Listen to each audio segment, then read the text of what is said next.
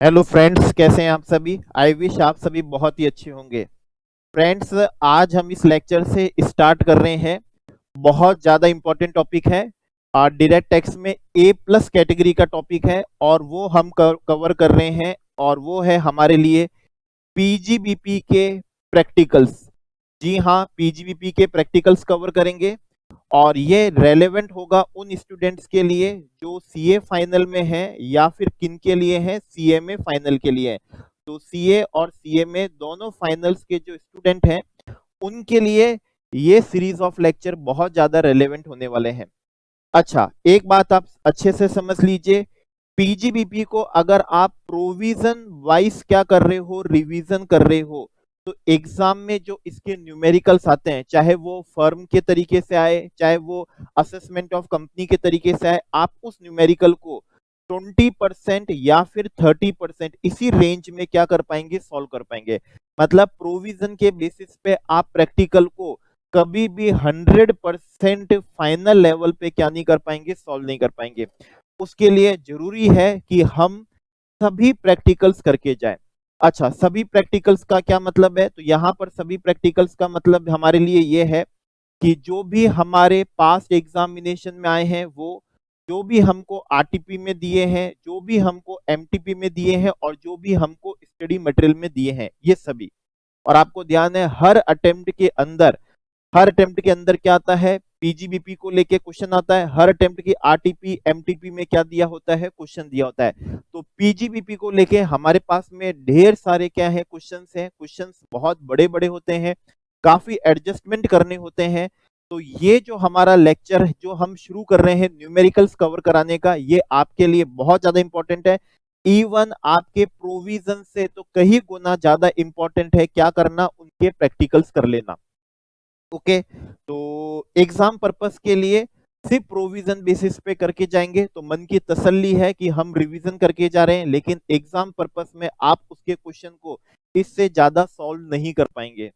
Okay, और एक और विशेष बात आपको बता दूं, अगर आपका पीजीबीपी के आप प्रैक्टिकल्स करके जा रहे हैं, PGB practicals plus international taxation के आप प्रैक्टिकल्स करके जा रहे हैं, तो ये दो टॉपिक के प्रैक्टिकल्स करने से ही आप समझ लीजिए आपके एग्जाम में 50 मार्क्स आना तो क्या है, तय है।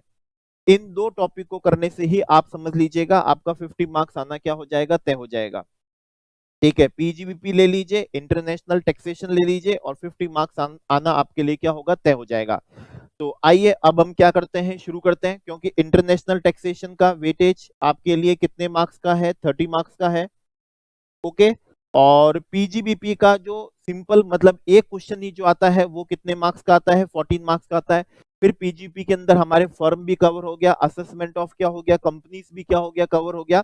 तो इस तरीके से आप मान के चलिए कि लगभग लगभग 45 से लेकर 50 मार्क्स आपके एग्जाम में सिर्फ ये दो टॉपिक ही क्या करेंगे, कवर कर लेंगे। ये दो टॉपिक ही क्या कर लेंगे, कवर कर लेंगे। तो इनकी इंपॉर्टेंस बहुत ज्यादा है और इनमें आप मार्क्स तभी गेन कर पाएंगे जब आप इनको प्रोविजन वाइज नहीं, न्यूमेरिकल वाइज, प्रैक्टिकल वाइज करके जा रहे हैं।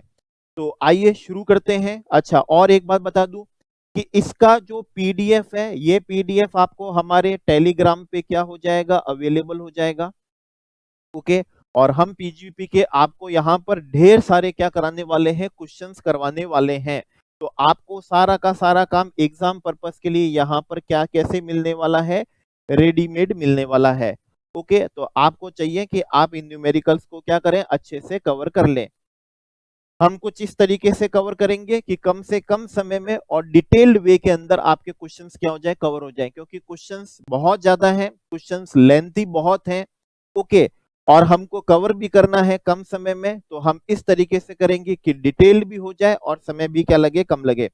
यहाँ पर क्वेश्चन कराते समय सिर्फ आपको सॉल्यूशन पे ध्यान नहीं देना, आपको यहाँ पर यह भी ध्यान देना है कि किस तरीके से, किस अप्रोच से इन क्वेश्चन को सॉल्व किया जाता है। ओके, क्योंकि अप्रोच अप्रोच से आप समझ लीजिए आपकी परफॉर्मेंस 20% यहाँ पर और क्या हो जाएगी, इंक्रीज हो जाएगी। चलिए, वो आप पहले क्वेश्चन से ही नोटिस कर लेंगे कि क्या अप्रोच रहती है क्वेश्चन को सॉल्व करने की। आइए क्वेश्चन हम सॉल्व करते हैं। ये क्वेश्चन हमारे एग्जाम में नवंबर 19 अटेम्प्ट के अंदर आया था। यहाँ पर हम देख रहे हैं क्वेश्चंस को। क्वेश्चन हमारा ये है, अनामिका बिल्डर्स है, कंस्ट्रक्शन लिमिटेड कंपनी है, कंपनी रेसिडेंट इन इंडिया है, बिजनेस है उसका किसका, कंस्ट्रक्शन एंड रियल एस्टेट का। तो हम ध्यान रखेंगे कंपनी है जिसका बिजनेस कंस्ट्रक्शन रियल एस्टेट है।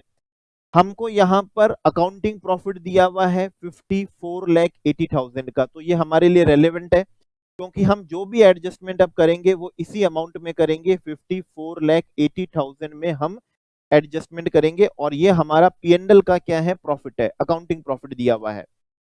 और ये जो हमको प्रॉफिट दिया है ये डेबिट और क्रेडिट, फॉलोइंग आइटम को डेबिट और क्रेडिट करने के बाद में दिया है।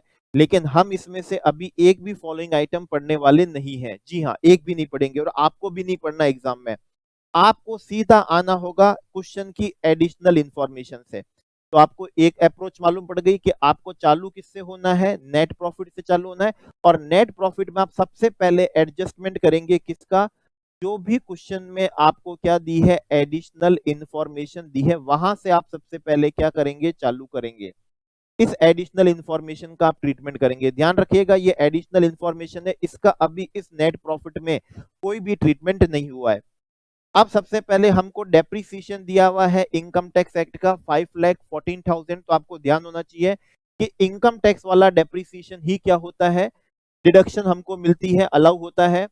तो 5,14,000 हमारे इस नेट प्रॉफिट में से क्या कर लिया जाएगा, कम कर लिया जाएगा। 5,14,000, इस 5,14,000 में से कहा जा रहा है 78,000 इंक्लूड्स है इन रेस्पेक्ट ऑफ कौन सा, फायर फाइटिंग इक्विपमेंट्स, जो इंस्टॉल्ड तो हो गए हैं किसमें, बिजनेस प्रेमाइसेस में और ऑफिसेस में, असेसी में, ड्यूरिंग द ईयर, जिस ईयर का क्वेश्चन है, there were no incidence of fire, कोई भी आग नहीं लगी और इक्विपमेंट का कोई भी यूज नहीं हुआ। तो डेप्रीसिएशन लेने के लिए आपको अच्छे से ध्यान है कि असेट क्या हो जाना चाहिए, पुट टू यूज होना चाहिए। आपने उसको पुट टू यूज कर दिया हो, फिर हम ये नहीं कहते कि उसका क्या हुआ हो, जरूरी हो कि उसका एक्टिव यूज हुआ हो। अगर वो असेट क्या है, पैसिव यूज के लिए है, जैसे फायर फाइटिंग इक्विपमेंट से आपने उसको पुट टू यूज कर दिया है, ठीक है, अभी वो कौन से यूज में है, पैसिव यूज में है। एक्टिव यूज कब होगा, जब क्या होगी, कोई फायर एक्सीडेंट होगा। लेकिन डेप्रीसिएशन हमको मिलता है कौन से पे, पुट टू यूज पे। तो यहां पर हमको इस 78,000 का क्या मिल जाएगा, डेप्रीसिएशन मिल जाएगा। तो इसका हमको कोई भी ट्रीटमेंट नहीं करना, सिंगल ट्रीटमेंट हमको करना था किसका, इस 5,14,000 को हम रिड्यूस कर देंगे। ओके, ट्रीटमेंट आपको बता दिया।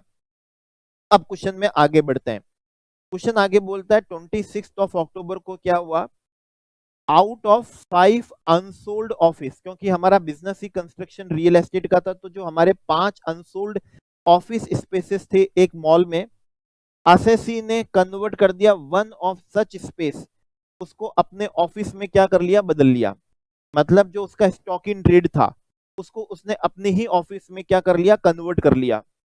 ठीक है, द फेयर मार्केट वैल्यू जो है, आपको ध्यान दो, अगर आप स्टॉक इन ट्रेड को, एसआईटी को अपने किस में कन्वर्ट कर लेते हैं, कैपिटल असेट में कन्वर्ट कर लेते हैं, तो जो भी उसकी फेयर मार्केट वैल्यू होती है, उस फेयर मार्केट वैल्यू से उसकी पीजीबीपी की क्या की जाती है, कंप्यूटेशन। और पीजीपी कैसे कंप्यूट होता है, पीजीपी ऐसे कंप्यूट होता है कि फेयर मार्केट वैल्यू और माइनस उस स्टॉक की जो भी कॉस्ट थी, ये आ जाता है आपका पीजीपी। अब देखिए ये ट्रीटमेंट कितना शानदार है आपके लिए।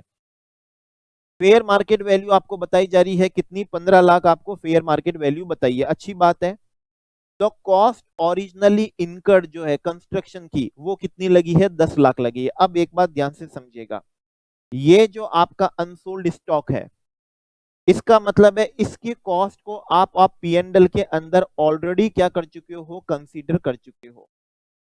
ठीक है ना, आपके क्या अनसोल्ड थे, 26 अक्टूबर को आपने इसको क्या करा, कन्वर्ट करा। इसका मतलब ये कॉस्ट आपकी जरूर किस में रही होगी, ओपनिंग स्टॉक में रही होगी। ठीक है, और जिस ईयर में भी कंस्ट्रक्शन किया होगा उस ईयर के पीएनएल में आपने इस 10 लाख को क्या करा होगा, कंसीडर कर लिया होगा। तो ये कॉस्ट ऑलरेडी आपके पीएनएल में क्या हो चुकी है, कंसीडर हो चुकी है। तो आज आपको जो ट्रीटमेंट करना है, वो ट्रीटमेंट क्या करना है, आपका जो गिवन नेट प्रॉफिट है, उस गिवन नेट प्रॉफिट को सिर्फ 15 लाख से आपको इंक्रीज कर लेना है। इस कॉस्ट का आपको कोई ट्रीटमेंट नहीं करना, क्योंकि हमको पीएनएल का क्या दिया है, प्रॉफिट दिया है। और जिस ईयर में भी कंस्ट्रक्शन हुआ होगा उस ईयर के पीएनएल में इस 10 लाख की कॉस्ट को हमने ऑलरेडी कंसीडर कर लिया होगा, तो आज दोबारा कंसीडर नहीं करना है। आज अगर कुछ करना है तो आपको अपने नेट प्रॉफिट को 15 लाख से क्या कर लेना है, इंक्रीज कर लेना है। ये जो एडजस्टमेंट है ये प्रोविजन वाइज रिवीजन करने से या प्रोविजन वाइज पढ़ने से नहीं आते हैं। ये ट्रीटमेंट हमको क्वेश्चन सॉल्व करने से ही हमारी एप्लीकेबिलिटी इंक्रीज होती है। तो एडिशनल इंफॉर्मेशन का आपको सेकंड पॉइंट भी यहां पर क्या कर दिया गया है, करा दिया गया है। अब तीसरे पे आते हैं। In respect of ongoing construction contract है, there was a claim for escalation of price. Price increase हो रही है, लगता है कुछ मटेरियल भी प्राइस बढ़ गई हो, तो हमने भी हमारी कंस्ट्रक्शन की प्राइस बढ़ा दी। क्लॉज में ऑलरेडी था कि प्राइस बढ़ सकती है, और कितने से बढ़ाई है, 8.5 लाख रुपए से हमने प्राइस क्या कर दी है, बढ़ा दी है। Company had filed a law suit in the year 2020 में, पिछले साल इन्होंने क्या कर दिया था, एक सूट फाइल कर दिया था, और इन द प्रीवियस ईयर 21-22 में कोर्ट ने जजमेंट दिया, कंपनी के फेवर में जजमेंट दिया कि 8.5 लाख रुपए इनको ज्यादा मिलने चाहिए। कंपनी को 2 लाख रुपए तो ऑलरेडी क्या हो चुके हैं, 21-22 में रिसीव भी हो चुके हैं। 21-22 में 2 लाख रुपए रिसीव भी हो चुके हैं, और उस 2 लाख रुपए को इंक्लूड कर लिया है किसमें, हमने हमारे ग्रॉस प्रॉफिट पी&एल में। तो 2 लाख तो हमारे ऑलरेडी इंक्लूडेड है। आपको अब इसका क्या करना है, तो आपको ध्यान होना चाहिए एज पर आईसीडीएस रेवेन्यू रिकॉग्निजेशन, जब क्या हो जाती है, रीजनेबल सर्टेनिटी हो जाती है, क्या हो जाती है, आरसी हो जाती है, रजिस्ट्रेशन सर्टिफिकेट नहीं, रीजनेबल सर्टेनिटी हो जाती है, तो हम उस रेवेन्यू को क्या कर सकते हैं, रिकॉग्नाइज कर सकते हैं। तो आउट ऑफ 8,50,000 में से 2 लाख जो हमको रिसीव हो चुके थे वो तो हमने ऑलरेडी पी&एल में कंसीडर कर लिया। अब हमको इस ट्रीटमेंट में क्या करना है, इस 6,50,000 से हमको हमारे प्रॉफिट को क्या कर लेना है, इंक्रीज कर लेना है। तो ये हमारी एडिशनल इंफॉर्मेशन का क्या हो गया, तीसरा क्या हो गया, ट्रीटमेंट हो गया है। ओके, तो इसमें क्या हो गया, आईसीडीएस हमने कर लिया, रीजनेबल सर्टेनिटी हो चुकी है, क्या हो गया, रीजनेबल सर्टेनिटी हो गई है। तो ऐसी स्थिति में हमको क्या कर लेना है, उसको कंसीडर कर लेना है। अब इसके बाद में आता है the assessee held 250 shares in यारा लिमिटेड। यारा लिमिटेड में हमारे पास में 250 शेयर्स हैं। कंपनी ने हमको बोनस क्या करा, अलॉट करा इन रेशियो ऑफ 1:1। इसका मतलब अब हमारे पास में टोटल 500 क्या हो गए, शेयर्स हो गए। ठीक है, हमारे पास में कितने शेयर्स थे, 250 थे, 250 पे 1:1 का बोनस मिल गया, 500 शेयर्स हो गए। कंपनी ने सारे के सारे शेयर्स क्या कर डाले, 21-22 में क्या करे, बेच डालिए एट द रेट ऑफ ₹2050 की रेट पे बेच डाले। The company had acquired the original shares, 540 रुपए में इन्होंने शेयर 2016-17 में इन्होंने खरीदे थे, मतलब लॉन्ग टर्म हो चुका है। आज जो उसकी फेयर मार्केट वैल्यू है 31 जनवरी 2018 की 1980 है, 31 जनवरी 2018 की। तो सबसे पहले मैं आपको बता दूं, ये जो हमको दिया है ये पीजीबीपी में नहीं जाएगा, इसको जाना होगा किसके अंदर, कैपिटल गेन्स के अंदर। और कैपिटल गेन बनेगा, लॉन्ग टर्म कैपिटल गेन है, क्योंकि मोर देन 12 मंथ्स हमने इसको क्या करा है, हेल्ड करा है। तो सारी आपको डिटेल डिस्कशन मिल रहा है। अब आपको यहां पर चाहिए कॉस्ट ऑफ एक्विजिशन। तो कॉस्ट ऑफ एक्विजिशन क्या होगी, एक तो 31 जनवरी 2018 को जो उसकी फेयर मार्केट वैल्यू थी, और एक जो फुल वैल्यू ऑफ कंसीडरेशन है, दोनों में से भी जो भी क्या होगा, लोअर होगा। ये ऐसा हमको सेक्शन 55 बताता है, क्योंकि पहले तो क्या होता था, हमको 10 क्लॉज 38 से क्या मिल जाती थी, एग्जम्पशन मिल जाती थी, लेकिन बाद में फिर वो एग्जम्पशन क्या कर दी गई, विड्रॉ कर दी गई।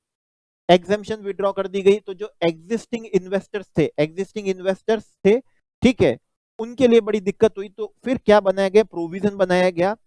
प्रोविजन ये बनाया गया कि एक काम करते हैं कि 31 जनवरी 2018 को जो फेयर मार्केट वैल्यू है, या फिर जब भी आपने उस शेयर्स को बेचा तो फुल वैल्यू ऑफ कंसीडरेशन, दोनों में से जो भी लोअर हो उसको आप अपनी कॉस्ट ऑफ एक्विजिशन ले लीजिए। जैसे 31 जनवरी 2018 को उसकी फेयर मार्केट वैल्यू थी 1980, और आपने उसको बेचा है 2050 में। तो यहाँ आपको ऑप्शन दे दिया है कि जिस समय 2018 में ये चेंजेस करा था, तो उस समय उन्होंने दे दिया कि आज हम आपको 1980 कॉस्ट ऑफ एक्विजिशन लेने की क्या देते हैं, परमिशन देते हैं। ठीक है, तो अब इस तरीके से हम यहाँ पर आपका कैपिटल गेन क्या कर लेंगे, कंप्यूट कर लेंगे, और कॉस्ट ऑफ एक्विजिशन हम यहाँ पर ले लेंगे 19 कितनी 80, और फुल वैल्यू ऑफ कंसीडरेशन है आपका 20 कितना 50। तो आपको 70 रुपीज पर शेयर का क्या आएगा, कैपिटल गेन आएगा, 70 रुपीज पर शेयर का कैपिटल गेन आएगा, मल्टीप्लाई बाई आपके पास में 500 क्या है शेयर्स हैं, 500 शेयर्स हैं। तो ये आपके लिए हो जाएगा कितना 35,000 का लॉन्ग टर्म कैपिटल गेन, जिसपे किसी भी तरह का कोई भी क्या नहीं होगा, इंडेक्सेशन नहीं होगा, किसी भी तरह का कोई भी क्या नहीं होगा, इंडेक्सेशन नहीं होगा। ये कॉस्ट ऑफ एक्विजिशन सेक्शन 55 से निकाली गई है, 31 जनवरी 2018 की फेयर मार्केट वैल्यू, और जो भी क्या है फुल वैल्यू ऑफ कंसीडरेशन है, दोनों में से जो भी लोअर होगा वो हम अपनी कॉस्ट ले लेंगे। तो 35,000 रुपए का क्या आएगा, कैपिटल गेन में जाएगा ये। तो इस तरीके से हमने इस क्वेश्चन को क्या करा, अभी हमने क्वेश्चन की क्या करी है, एडिशनल इंफॉर्मेशन करी है।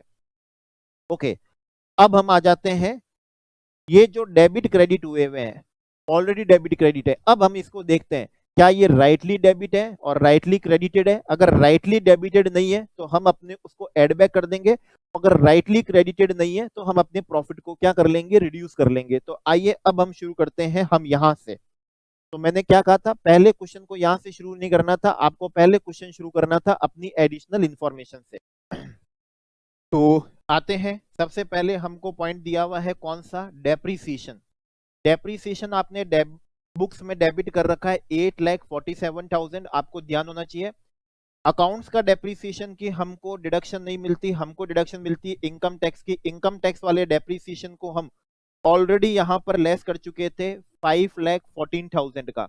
तो ये जो अकाउंटिंग वाला जो डेप्रीसिएशन आपने पीएनएल में डेबिट कर रखा है, आप अपने प्रॉफिट को 8,47,000 से क्या कर दीजिएगा, इंक्रीज कर दीजिएगा, एड बैक है। अब ग्रॉस रेवेन्यू जो है इंक्लूड है, 5 लाख रुपए उसमें ऑलरेडी इंक्लूडेड है इन respect of a service contract था। सर्विस कॉन्ट्रैक्ट है, सर्विस कॉन्ट्रैक्ट आपको ध्यान हो उस पे क्या होता है, परसेंटेज ऑफ कंप्लीशन मेथड लगता है। परसेंटेज ऑफ कौन सा लगता है, कंप्लीशन मेथड लगता है। आपको 43 सीबी बिल्कुल अच्छे से क्या होगा, ध्यान होगा, परसेंटेज ऑफ कंप्लीशन मेथड है। तो सर्विस कॉन्ट्रैक्ट है किस बात का, मेंटेनेंस ऑफ किसका, ऑफिस का, ऑफिस बिल्डिंग ऑफ क्या है, किसी कंपनी का हमको क्या है, कॉन्ट्रैक्ट है। कॉन्ट्रैक्ट का पीरियड है 1 मार्च 2022 से लेकर 30 अप्रैल 2022।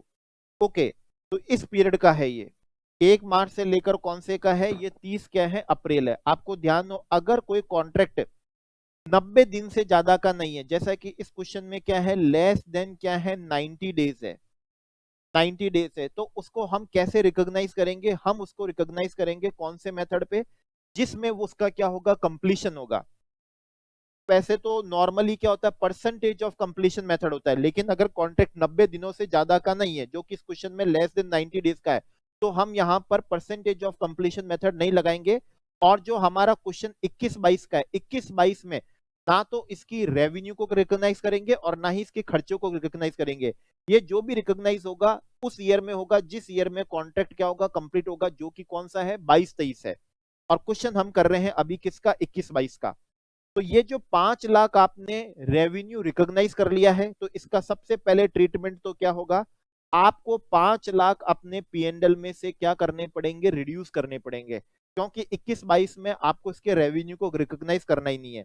क्वेश्चन में दिया है द एक्सपेंसेस इनकर्ड हुए हैं टिल 21-22 मतलब मार्च 22 तक, वो 1,27,000 है, जो ऑलरेडी पीएनएल में क्या हो चुके हैं, डेबिट हो चुके हैं। तो आपको क्या करना है, 1,27,000 को वापस से एड बैक कर लेना है, क्योंकि ये सारा का सारा एक्सपेंस हम 22-23 प्रीवियस ईयर 22-23 में क्या करेंगे, रिकॉग्नाइज करेंगे, और जितना भी रेवेन्यू होगा वो भी 22-23 में रिकॉग्नाइज होगा, क्योंकि ये कॉन्ट्रैक्ट जो सर्विस कॉन्ट्रैक्ट है और ये 90 दिनों से ज्यादा का नहीं है।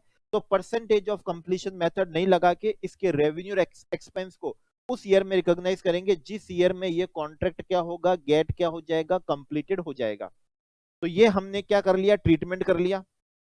इसके बाद में आते हैं the amount of employ benefit, ठीक है, include a sum of 4,41,000 in respect of bonus. Bonus आप पे ध्यान दो, बोनस पे सेक्शन 43 क्या लगता है, बी लगता है, और उसकी डिडक्शन आपको तभी मिलती है पेमेंट बेसिस पे, आपने उसको रिटर्न फाइल करने की ड्यू डेट तक अगर पे करा हो तो ही डिडक्शन मिलेगी, तो ही मिलेगी। तो बोनस पेबल है 4,41,000 का बोनस पेबल है टू एम्प्लॉय को। प्रीवियस ईयर 21-22 में कंपनी और एम्प्लॉय यूनियन का क्या हुआ था, डिस्प्यूट। ओवर किस पे हुआ था, बोनस को लेके डिस्प्यूट हुआ।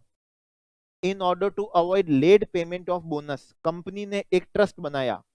कंपनी ने क्या बनाया, ट्रस्ट बनाया, और ट्रस्ट के अंदर उस बोनस को इन्होंने क्या कर दिया, ट्रांसफर कर दिया, जबकि इन्होंने अपने एम्प्लॉय को पे नहीं करा। अब इन्होंने ट्रस्ट बना के उसको क्या कर दिया, उसमें ट्रांसफर कर दिया। तो बोनस एक ट्रस्ट बनाया और उस ट्रस्ट में इन्होंने क्या कर दिया, उसको ट्रांसफर कर दिया। द डिस्प्यूट क्या हुआ, सेटल्ड हुआ, कौन सी ईयर में, 22-23 में, अगले साल हुआ। और ट्रस्ट ने फिर अगले साल रिटर्न फाइल करने की ड्यू डेट के बाद में उसको क्या करा, पे करा। तो देखिए एज पर सेक्शन 43 क्या होता है, बी होता है, आपने ट्रस्ट में ट्रांसफर करने का मतलब ये नहीं है कि एम्प्लॉय को पे कर दिया, और आपने एक्चुअली में पे कब करा था, 31 दिसंबर 2000 कौन सा है, 22 है, जो सभी तरीके से रिटर्न फाइल करने की ड्यू डेट के क्या है, बाद में है। तो ऐसी स्थिति में आपको 21-22 प्रीवियस ईयर जिस ईयर का ये क्वेश्चन है उसमें आपको डिडक्शन नहीं मिलेगी। आपको अपने प्रॉफिट को 4,41,000 से क्या करना पड़ेगा, इंक्रीज करना पड़ेगा, क्योंकि ऑलरेडी डेबिटेड है। तो आपको अपने प्रॉफिट को 4,41,000 से क्या करना पड़ेगा, इंक्रीज करना पड़ेगा। Okay, yes yes. अगले चलते हैं इंफॉर्मेशन पे। ये सारी इंफॉर्मेशन डेबिटेड क्रेडिटेड हो रखी है। कैपिटल गेन है ऑन सेल ऑफ किस पे, शेयर्स पे। सेल ऑफ शेयर पे कितना, 3,77,500। ये इन्होंने अकाउंट्स के अकॉर्डिंग निकाल लिया होगा, जैसे 2050, ठीक है ना, और माइनस कॉस्ट हमको शायद क्वेश्चन में कितनी दी हुई थी, हालांकि उस कॉस्ट से हमको किसी भी तरीके से क्या नहीं है, कुछ मतलब ही नहीं है। इन्होंने शायद 540 रुपए में शेयर्स क्या करे थे, एक्वायर करे थे। ये 540 रुपए में इन्होंने शेयर्स क्या करे थे, एक्वायर करे थे। ओके, और मल्टीप्लाई बाई क्या हुआ होगा, ये 500 हुआ होगा। तो कुछ इस तरीके से इन्होंने क्या निकाल दिया, प्रॉफिट निकाल दिया, जबकि इस इनकम टैक्स में से प्रॉफिट नहीं निकलता, इनकम टैक्स के प्रोविजन से निकलता है। और पहली बात, ये कैपिटल गेन है, पीजीबीपी में नहीं जाएगा, इसलिए आपको अपने नेट प्रॉफिट को 3,77,000 और कितने से, 500 रुपीज से क्या कर लेना है, रिड्यूस कर लेना है। क्योंकि पहला ये कैपिटल गेन है, पीजीपी नहीं है, और दूसरा कैपिटल गेन में कंप्यूटेशन कैपिटल गेन के प्रोविजन से होगी, जो हमने निकाला था, हमने कंप्यूट करा था, और कितना आया था, 35,000 आया था। हमने इसको इधर कंप्यूट करा था और वो कितना आया था, 35,000 आया था, कोई 3,77,000, कोई 500 नहीं आया था। ओके, तो ये भी ट्रीटमेंट हमने यहां पर क्या कर लिया है, इस ट्रीटमेंट को। चलिए आगे बढ़ते हैं। In respect of one of its on going क्या है, प्रोजेक्ट है, ठीक है ना, ऑन गोइंग क्या है, प्रोजेक्ट है। ये ध्यान रखना, इस ट्रेस से आपको नहीं करना है, क्योंकि इसमें आधे शेयर तो खरीदे हुए थे और आधे शेयर हमारे कौन से थे, बोनस थे। तो इन्होंने अकाउंट्स में तो क्या करा होगा, आधे शेयर पे करा होगा, 2050 माइनस 540 मल्टीप्लाई बाई कितने शेयर, 250 शेयर्स, और बाकी के 250 शेयर्स तो इनको क्या मिल गए थे, फोकट में मिल गए थे। तो ऐसा इन्होंने क्या करा होगा, अकाउंट्स में करा होगा। आइए, अकाउंट्स में हमको मतलब नहीं। तो ऑन गोइंग प्रोजेक्ट है, assessee has had made some structural changes करा है, contrary to what was earlier approved by municipal authority. और असेसी को 98,000 रेगुलराइजेशन फी पे करनी पड़ी है, मतलब इन्होंने इनफ्रैक्शन ऑफ लॉ करा है। और एज पर सेक्शन 37, अगर आप कोई लॉ तोड़ते हो, ब्रीच ऑफ लॉ करते हो, इनफ्रैक्शन ऑफ लॉ करते हो, उसकी जो भी पेनल्टी पे करते हो उसकी कोई डिडक्शन नहीं मिलेगी। अगर पीएनएल में आपने डेबिट कर रखा है तो उसको अब आपको एड बैक कर लेना चाहिए। तो बड़ा सिंपल सा ये एक ट्रीटमेंट था। Other expense include 1,45,000 other expense में इंक्लूड है, जिसमें 1,45,000 कौन से, as a CSR, corporate social responsibility है, जो हमारे कंपनीज एक्ट के सेक्शन 135 से की जाती है। और आपको ध्यान होगा CSR की हमको कोई डिडक्शन नहीं मिलती है, तो इसलिए आपने जो भी डेबिट कर दिया है, अगर आपने इसको क्या कर दिया है, डेबिट कर दिया है, तो आपको उसको एड बैक कर लेना होगा। ऐसा हमको सेक्शन 37 ने कहा है कि CSR की आपको कोई डिडक्शन मिलने वाली नहीं है। तो आपने डेबिट कर दिया तो उसको आप एड बैक कर लीजिए, तो 1,45,000 को आपको एड बैक कर लेना चाहिए। नियर टू कंप्लीशन पे हम क्वेश्चन को। ड्यूरिंग द प्रीवियस ईयर 21-22 में क्या हुआ, एसएससी कंपनी ने डिसाइड करा कि हम अपने बिजनेस को क्या करेंगे, एक्सपेंड करेंगे। ठीक है ना, मतलब न्यू लाइन और भी क्या करेंगे, जोड़ेंगे, एग्जिस्टिंग कोई नहीं, न्यू लाइन जोड़ेंगे एंड ओपन करेंगे कौन सा, रिटेल पेट्रोल आउटलेट। ठीक है ना, मतलब एक नया सेगमेंट क्या करेंगे, चालू करेंगे, और उसके लिए इन्होंने 1,75,000 डिपॉजिट कर दिए किसी कंसर्न अथॉरिटी के पास में। हाउएवर क्या हुआ, वो बिजनेस स्टार्ट, उसके ऑपरेशन स्टार्ट नहीं हो पाए, और जो डिपॉजिट किया था उस कंसर्न अथॉरिटी ने उस 1,75,000 को फॉरफिट कर लिया। अब इस 1,75,000 का क्या होगा, तो देखिए ये आपने कोई एग्जिस्टिंग बिजनेस के एक्सपेंशन के लिए नहीं करा था, आपने न्यू लाइन ऑफ बिजनेस के लिए करा था। अब चाहे वो बिजनेस कमेंस हुआ हो या नहीं हुआ, अगर आप कोई नए बिजनेस के लिए करते हैं तो उसके लिए जो एक्सपेंडिचर आपने किया था वो कौन सा एक्सपेंडिचर है, कैपिटल एक्सपेंडिचर है। डजेंट मैटर कि वो बिजनेस चालू हुआ नहीं हुआ, तो ये कैपिटल एक्सपेंडिचर है, आपने इसको पीएनएल में डेबिट कर दिया था, तो अब आपको वापस से उसे एड बैक कर लेना चाहिए, क्योंकि इसकी डिडक्शन नहीं मिलेगी। अमाउंट पेड है, एडवर्टीजमेंट इन पॉलिटिकल पार्टी, आपकी कंपनी हो, ठीक है ना, तो आपको इसकी पीजीबीपी में कोई डिडक्शन मिलने वाली नहीं है। आपने पॉलिटिकल पार्टी के ब्राउचर में छपाया तो पीजीबीपी में तो कोई डिडक्शन नहीं मिलेगी, 48,000 को एड बैक कर लीजिए। लेकिन हाँ, ग्रॉस टोटल इनकम में से एज पर सेक्शन कौन सा, 80 जीजीबी जीटीआई में से आपको इस 48,000 की डिडक्शन मिल जाएगी, वो ग्रॉस टोटल इनकम में से मिलेगी, लेकिन पीजीबीपी में नहीं मिलेगी। तो पीजीपी की कंप्यूटेशन में आप 48,000 को एड बैक कर दीजिए। और लास्ट ट्रीटमेंट हमारा, ड्यूरिंग द प्रीवियस ईयर 21-22 में एसएससी ने एक एग्रीमेंट करा है, ठीक है ना, बैट लिमिटेड के साथ में, और as per agreement Bat limited agreed not to engage in business of real estate. ठीक है, हमने एक एग्रीमेंट कर लिया कि आप ये रियल एस्टेट वाला क्या नहीं करोगे, बिजनेस नहीं करोगे। The assessee paid 11 lakh rupees, एक बड़ा अमाउंट उन्होंने पे करा, बिना टीडीएस काटे उन्होंने क्या कर दिया, पेमेंट कर दिया एज नॉन कॉम्पीट फी। बहुत बढ़िया ट्रीटमेंट है, ध्यान से समझ लीजिएगा इसको। देखिए इसके दो तरीके हैं, नॉन कॉम्पीट फी को आप एक तरीके से तो इनटेंजिबल असेट भी क्या कर सकते हैं, ट्रीट कर सकते हैं, और इन केस अगर आपने इनटेंजिबल असेट ट्रीट करा तो आपको इस पे 25% का क्या मिलना चाहिए, डेप्रिसिएशन। अच्छा, क्यों इंटेंजिबल असेट, क्योंकि इंटेंजिबल असेट होते हैं patent, copyright, trademark, know how, franchisee, और उसी तरह के बिजनेस के जो सिमिलर नेचर के क्या होते हैं, कॉमर्शियल, ठीक है ना, सिमिलर नेचर के जो भी कॉमर्शियल क्या होते हैं, राइट्स होते हैं, उनको भी हम इंटेंजिबल असेट्स हैं। तो अगर हमने किसी को 11 लाख रुपए दिए हैं ये करने के लिए कि आप हमारा जैसा बिजनेस नहीं करोगे, तो वो एक तरह का क्या हो गया, सिमिलर और क्या हो गया, कॉमर्शियल राइट हो गया। तो इनटेंजिबल असेट मान गए तो 25% क्या मिलना चाहिए, डेप्रिसिएशन। 11 लाख रुपए का 25% डेप्रिसिएशन होना चाहिए था। 2,50,000 एक, 25,000 एक, और 2,75,000, तो हमको 2,75,000 रुपए का क्या मिलना चाहिए, डेप्रिसिएशन हमको यहाँ पर मिलना चाहिए।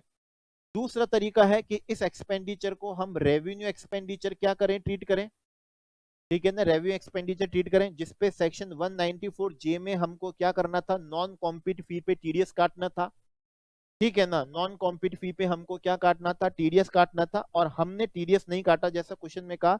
तो आपको ध्यान होना चाहिए 30% एक्सपेंडिचर क्या कर दिया जाता है, डिसअलाउ कर दिया जाता है। 30% एक्सपेंडिचर क्या कर दिया जाता है, डिसअलाउ कर दिया जाता है। तो अब हमारे पास में दो तरीके के ट्रीटमेंट हैं, या फिर तो इस क्वेश्चन को हम रेवेन्यू एक्सपेंडिचर मान के ट्रीट कर लें, तो 3,30,000 का एक्सपेंडिचर हमारा डिसअलाउ हो जाएगा, रिमेनिंग अलाउ हो जाएगा। तो रिमेनिंग तो ऑलरेडी इन्होंने क्या कर रखा होगा, डेबिटेड कर रखा होगा, ठीक है। और अगर हम इसको असेट मान के क्या करते हैं, क्वेश्चन करते हैं इनटेंजिबल असेट, तो हमको 2,75,000 का क्या मिलना चाहिए, डेप्रिसिएशन यहां पर मिलना चाहिए। तो देखिए ऐसे पॉइंट प्रोविजन पढ़ने से नहीं आते, क्वेश्चन करने से आते हैं। तो अगर आप इसको क्या करते हैं, रेवेन्यू मानते हैं, तो 11 लाख तो आपने ऑलरेडी डेबिटेड कर रखे होंगे, 3,30,000 अलाउ क्या होना चाहिए, 30% क्या होना चाहिए, डिसअलाउ होना चाहिए। तो आप इस केस में क्या करिएगा, इस केस में 3,30,000 को पीएनएल में क्या कर दीजिए, एड बैक कर दीजिए। ओके, क्योंकि 11 लाख तो आपने ऑलरेडी डेबिटेड कर रखे थे, तो 3,30,000 से प्रॉफिट बढ़ा दीजिए। और अगर इनटेंजिबल एसेट कर रहे हैं तो 11 लाख तो आपने कर रखे हैं, जबकि होना कितना चाहिए था, 2,75,000 है। तो जो भी अमाउंट निकल के आता है, ये शायद 8,25,000 आना चाहिए, 8 2 10 11, यस।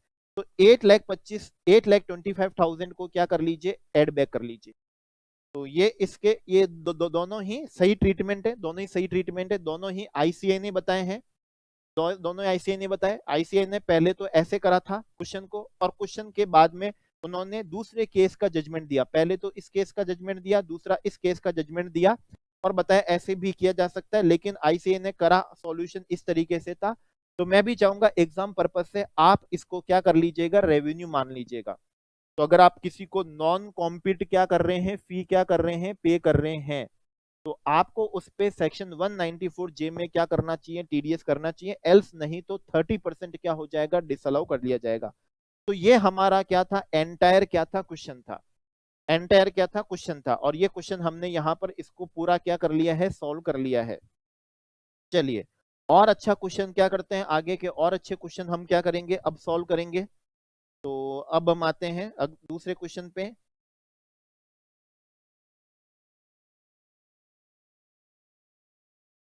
यस, ठीक है, अब हम करेंगे ये वाला क्वेश्चन। चलिए इस क्वेश्चन को अब हम सबसे पहले पढ़ते हैं। चलिए नेक्स्ट क्वेश्चन पे चलते हैं। तो मेसर्स XYZ प्राइवेट क्या है, लिमिटेड कंपनी है, और लोकेटेड इन कहां पर है, मैसूर में लोकेटेड है। बिजनेस कर रहे हैं किसका, मैन्युफैक्चरिंग का। तो मैन्युफैक्चरिंग बिजनेस में एंगेज्ड है, कन्फेक्शनरी आइटम्स का। जो 11 शेड्यूल में क्या है, लिस्टेड है। कंपनी ने सेटअप किया है एक चॉकलेट मैन्युफैक्चरिंग यूनिट। 2000 किसमें 18 में उन्होंने क्या करी थी, एक चॉकलेट मैन्युफैक्चरिंग यूनिट डाली थी, जो एक बैकवर्ड एरिया है किसमें, तेलंगाना में। तो यहां पर मैं आपको बता दूं, पहले हमारे एडिशनल डेप्रिसिएशन हुआ करता था 35% तेलंगाना वर्ड से, ओके। लेकिन अब एडिशनल डेप्रिसिएशन 35% नहीं रहा, अब एडिशनल डेप्रिसिएशन सभी के लिए क्या हो चुका है, 20%। पहले तो होता था ना कि वेस्ट बंगाल हो गया, बिहार हो गया है, और ये हमारा कौन सा है, तेलंगाना है। तो इनके जो नोटिफाइड बैकवर्ड एरिया होते थे, तो वहां इंस्टेड ऑफ 20% 35% का एडिशनल डेप्रिसिएशन हुआ करता था। लेकिन वो हुआ करता था, ठीक है, वो 2020 तक ही था, ओके। अब उसके बाद में तो सिर्फ कितना रह गया है, 20% रह गया। अब क्वेश्चन में हमको पीएनएल दिया हुआ है। क्वेश्चन, सभी क्वेश्चन हम ऑब्वियसली बात है 21-22 के लिए करेंगे, और हमको प्रॉफिट दिया हुआ है 500 लैक्स का दिया हुआ है, आफ्टर डेबिट और क्रेडिट ऑफ फॉलोइंग आइटम। पहले क्वेश्चन में बताया था हम कभी भी फॉलोइंग आइटम से नहीं करते, हम हमेशा क्वेश्चन को हमारी एडिशनल इंफॉर्मेशन से ही शुरू करते हैं। तो एडिशनल इंफॉर्मेशन 500 लैक्स के अंदर हमको क्या करेंगे, अब एडजस्टमेंट करेंगे। कंपनी ने क्या कर, कंपनी ने कैपिटलाइज कर दिया है ग्लो साइन बोर्ड, ठीक है ना, कितने, 10 लाख रुपए का, installed in the premises of a dealer. आपको ध्यान होना चाहिए कि ग्लो साइन बोर्ड है, इसको लगाने से कोई प्रॉफिट जनरेटिंग कैपेसिटी नहीं बढ़ती है, ठीक है। ये कोई प्रॉफिट अर्निंग सोर्स नहीं है ये आपका, इससे कोई कैपिटल असेट आपकी एक्विजिशन पे नहीं आया है। इसका बेनिफिट कोई एंड्यूरिंग एंड्यूरिंग नेचर का या लॉन्ग लास्टिंग पीरियड का नहीं होता है। ये हर साल हमको रिप्लेस करना पड़ता है, वेदर के साथ में जंग खाता है, बारिश की वजह से रिप्लेस करना पड़ता है। तो बेसिकली ये एक्सपेंडिचर कौन सा एक्सपेंडिचर है, रेवेन्यू एक्सपेंडिचर है, कैपिटल नहीं है। आप अपने प्रॉफिट को 10 लाख रुपए से क्या करोगे, रिड्यूस करोगे। आप अपने प्रॉफिट को 10 लाख रुपए से यहां पर क्या कर लोगे, रिड्यूस कर लोगे, क्योंकि ये RE रेवेन्यू एक्सपेंडिचर है। चलिए क्लोजिंग स्टॉक में इंक्लूड्स हैं 1000 पीसेस ऑफ इंपोर्टेड मशीनरी, ठीक है ना। देखिए बिजनेस तो हमारा कौन सा था, मैन्युफैक्चरिंग का था, और उस बिजनेस में इन्होंने गलती से क्या कर लिया, क्लोजिंग स्टॉक में मशीनरी को इंक्लूड कर लिया, गलत किया। Machinery spares at its landed cost पे as on the date of import. अब मालूम नहीं डेट ऑफ इंपोर्ट, तो हमको यहाँ पर क्वेश्चन ने दी ही नहीं है, हमको यहाँ पर दी ही नहीं, यस। तो इन्होंने क्या कर दिया, उसको क्लोजिंग स्टॉक के अंदर इंक्लूड कर दिया, और लैंडेड कॉस्ट थी उसकी कितनी, $2 20 रुपीज क्या है पर पीस। एक्सचेंज रेट जो थी डेट ऑफ इंपोर्ट की उस दिन कितनी थी, 68 रुपीज थी। ओके, एक्सचेंज रेट जो हमारी ईयर एंड पे जो एक्सचेंज रेट थी वो कितनी थी, 70 थी, और उस दिन उसकी फेयर मार्केट वैल्यू 21 रुपीज क्या थी पर डॉलर थी एक्सचेंज रेट। अब इसका ट्रीटमेंट क्या है, तो एक बात ध्यान से समझिएगा, अगर ये हमारे क्लोजिंग स्टॉक में इंक्लूड है तो जरूर ये हमारे ओपनिंग स्टॉक में भी क्या हुआ होगा, इंक्लूडेड रहा होगा, क्योंकि इस क्वेश्चन में ये तो कहा नहीं है कि इन्होंने इस साल खरीदा है। ओके, तो ये ओपनिंग स्टॉक में भी इंक्लूडेड रहेगा और इन्होंने क्लोजिंग स्टॉक में भी क्या कर दिया, इंक्लूड कर दिया। देखिए, जब भी हमारे ओपनिंग स्टॉक में कोई चीज इंक्लूड होती है तो हमारा प्रॉफिट क्या होता है, कम होता है, और क्लोजिंग स्टॉक में जब वो चीज इंक्लूड होती है उसी अमाउंट से, तो प्रॉफिट उतने ही अमाउंट से वापस से क्या होता है, इंक्रीज होता है। तो कुल मिला के इसका जो इफेक्ट है वो इफेक्ट हमारे प्रॉफिट पे क्या आ रहा है, नीला रहा है। समझने की बात है। देखिए, अगर क्लोजिंग स्टॉक में आपने 50,000 क्या करा, स्टॉक बढ़ाया, ठीक है, अमाउंट बढ़ाया, तो प्रॉफिट आपका बढ़ेगा। लेकिन अगर वही 50,000 आपने ओपनिंग स्टॉक में भी इंक्लूड कर दिया है तो आपका 50,000 से प्रॉफिट भी कम हुआ। तो ट्रीटमेंट क्या हुआ, नेट रिजल्ट क्या निकला, नील निकला। इसका मतलब प्रॉफिट पे तो हमारे कोई इंपैक्ट आया नहीं है, लेकिन गलती क्या हुई है कि जिसपे हमको डेप्रिसिएशन मिलना था, जिसको हमें कैपिटलाइज करना था, उसको हमने स्टॉक में इंक्लूड कर लिया, तो डेप्रिसिएशन नहीं मिला। और डेप्रिसिएशन कितने पे होना चाहिए था, 1000, ठीक है, 1000। और इंपोर्ट जब किया था तब कितने था, तब 20 रुपीज क्या थी, रेट थी, 20 पर पीस पे किया था डॉलर, और रेट थी उस समय कितनी, 68। उस समय की जो रेट थी वो कितनी थी, 68 थी। तो ये अमाउंट, इस पे हमको क्या मिलना चाहिए, डेप्रिसिएशन क्या होना चाहिए, मिलना चाहिए। ये अमाउंट पे हमको डेप्रिसिएशन मिलना चाहिए। तो डेप्रिसिएशन एट द रेट हमारे यहाँ पर कितना हो जाएगा, ये 15% से डेप्रिसिएशन होगा, और इतने से हमको हमारा प्रॉफिट क्या करना होगा, रिड्यूस करना होगा। इतने से हमको हमारा प्रॉफिट रिड्यूस करना है। तो एक अच्छा पॉइंट था हमारे लिए यहाँ पर, एक अच्छा पॉइंट था जिसमें विशेष बात, देखिए डेप्रिसिएशन निकाल लेना कोई विशेष बात नहीं थी। विशेष बात ये थी कि अगर क्लोजिंग स्टॉक में इंक्लूडेड बोला है तो ऑब्वियसली बात है वो ओपनिंग स्टॉक में भी इंक्लूडेड रही होगी, ठीक है, तो प्रॉफिट में इस पे कोई भी इंपैक्ट नहीं पड़ा है। तो अब हमको सिर्फ और सिर्फ ट्रीटमेंट करना था, और वो किस चीज का था, डेप्रिसिएशन का ट्रीटमेंट था, जो कि हमने यहाँ पर डेप्रिसिएशन का ट्रीटमेंट। यस, तो नेक्स्ट पॉइंट पे अब हम चल रहे हैं। नेक्स्ट पॉइंट हमारा क्या है, तो हमें कहा जा रहा है वन ऑफ द क्या है, हमारे सन्ड्री क्रेडिटर्स जो है, सप्लाई ऑफ क्या करा है उन्होंने, हमको राइस फ्लोर, ठीक है ना, राइस आटा हमको क्या करा है उन्होंने, सप्लाई करा है। क्योंकि हम एसएससी कौन है, हम मैन्युफैक्चरिंग कर रहे हैं कौन से, कन्फेक्शनरी आइटम्स के, तो उसमें क्या होता है, राइस आटा लगता है, ठीक है। तो वो सेटल्ड हो गया, वो जो क्रेडिटर सेटल्ड हो गया 28 मार्च को, मतलब इसी साल 21-22 में सेटल्ड हुआ 25 लाख रुपए में, जबकि उसका आउटस्टैंडिंग बैलेंस कितना था, 30 लाख रुपए था। सन्ड्री क्रेडिटर हमारे लिए क्या होती है, हमारी टीडी होती है, ट्रेडिंग क्या होती है, टीएल होती है, ट्रेडिंग लायबिलिटी है। और ये मैं मान के चल रहा हूं कि इस 30 लाख रुपीस की हमने क्या ले ली होगी, डिडक्शन ले ली होगी, मान के चल रहा हूं। अब उसमें से 5 लाख रुपए की लाइबिलिटी का हमको क्या मिल गया, रेमिशन मिल गया, हमको क्या हो गया, वेवर हो गया, ठीक है। तो आपको ध्यान होगा एज पर सेक्शन 41 सबसेक्शन 1, अगर कोई आपकी ट्रेडिंग लाइबिलिटी है, ठीक है, अब जिसकी आपने ऑलरेडी क्या ले ली है, डिडक्शन ले ली है, मैं मान के चल रहा हूं ये 30 लाख रुपीस की हमने डिडक्शन ली होगी। अब उस लाइबिलिटी में से कितने भी अमाउंट का अगर हमको रेमिशन वेवर मिल जाता है तो वो हमारे लिए अब क्या बन जाती है, डीम्ड इनकम बन जाती है। तो ये हमारे लिए क्या हो जाएगी, डीम्ड इनकम हो जाएगी 5 लाख रुपए की। तो आज आपको अपने प्रॉफिट को 5 लाख रुपए से क्या कर लेना है, इंक्रीज कर लेना है 5 लाख रुपए से। ये हो गया रेमिशन ऑफ क्या हो गया, लाइबिलिटी हो गया। क्वेश्चन में इन्होंने कहा हाउ एवर, हालांकि the entire amount was offset, offset हो गया against an amount recoverable from the sister concern, ठीक है ना। उन्होंने क्या कर दिए, 5 लाख रुपए छोड़ दिए कि हमको 5 लाख रुपए पे नहीं करने, और वो अमाउंट ऑफसेट हो गया सिस्टर कंसर्न से, जो 5 लाख रुपए हमको क्या करने थे, लेने थे। तो उन्होंने, एक ने तो हमसे 5 लाख रुपए क्या करे, लिए नहीं, तो सिस्टर कंसर्न ने हमको 5 लाख रुपए क्या करे, दिए नहीं। Doesn't matter, doesn't matter, as per section 41 subsection 1, अगर लाइबिलिटी का क्या हुआ है, रेमिशन हुआ है, अगर लाइबिलिटी का क्या हुआ है, रेमिशन हुआ है, तो वो तो हमारी डीम्ड इनकम बनेगी। अच्छा, ये अगर क्या हो जाता है, रिकवरेबल नहीं होता है, तो आप अपने यहाँ पर बैड डेट्स करिएगा उसको, और बैड डेट्स करके उसको क्या लीजिएगा, डिडक्शन लीजिएगा। लेकिन ये दोनों चीजों को हम क्या नहीं कर सकते, प्रोविजन मिक्स नहीं होते हैं, कि बैड डेट्स को और ट्रेडिंग लायबिलिटी के रेमिशन को हम क्या नहीं कर सकते, मिक्स नहीं कर सकते। आप इसको क्या करिए, ये जो अमाउंट आपका रिकवरेबल था, नहीं रिकवर हो गया, ऑफसेट हो गया, बैड डेट्स दिखा दीजिए, डिडक्शन आपको यहाँ पर क्या हो जाएगी, मिल जाएगी। लेकिन ये जो 5 लाख रुपए रेमिशन हुआ है, इससे तो आपका प्रॉफिट क्या होगा, यकीनन क्या होगा, इंक्रीज होगा। तो ये सारी चीजें क्वेश्चन सॉल्व करने से क्या होती है, आती है। ठीक है ना। प्रोविजन पढ़ने से एक स्ट्रेंथ मिल जाती है कि हाँ, हमको मालूम है कि इसके बारे में प्रोविजन था, लेकिन सॉल्यूशन तो क्या होता है, क्वेश्चन करने से ही आता है। और बहुत सारे क्वेश्चन करने से स्ट्रेंथ बन जाती है, पॉइंट एग्जाम में रिपीट भी होते हैं। रिटर्न डाउन वैल्यू हमको ओपनिंग वैल्यू दी हुई है, ओपनिंग वैल्यू दी हुई है। सबसे पहले कौन सा है, फैक्ट्री बिल्डिंग है, फैक्ट्री बिल्डिंग है तो इस पर डेप्रीसिएशन लगा लेते हैं एट द रेट ऑफ कितना है, 10%। प्लांट मशीनरी हमको क्या दिया हुआ, ओपनिंग डब्ल्यूडीवी यहाँ पर दी हुई है।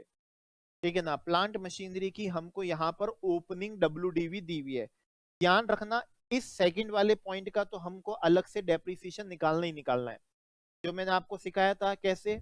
1000 पीसेस 20 रुपीज पर पीस, और 68 रुपीज क्या है पर dollar, at the rate of 15%। ये डेप्रीसिएशन तो आपको क्या करना है, निकालना ही निकालना है, क्योंकि ये मान के चल रहा हूं कि ये ओपनिंग डब्ल्यूडीवी में इंक्लूड नहीं था, क्योंकि ये तो आपने क्लोजिंग स्टॉक में इंक्लूड कर रखा था। इस पे प्लांट मशीनरी पे एट द रेट ऑफ 15% आप क्या लगाएंगे, डेप्रीसिएशन लगाएंगे, लगा लीजिए। न्यू प्लांटेड मशीनरी आया, न्यू प्लांटेड मशीनरी है, न्यू है, इंस्टॉल्ड हो गई है, एंड पुट टू यूज भी कर दी है आपने।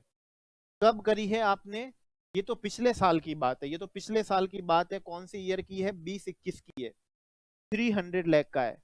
तो ये जरूर हमारे किस में इंक्लूडेड रहेगा, ओपनिंग डब्ल्यूडीवी में इंक्लूडेड रहेगा।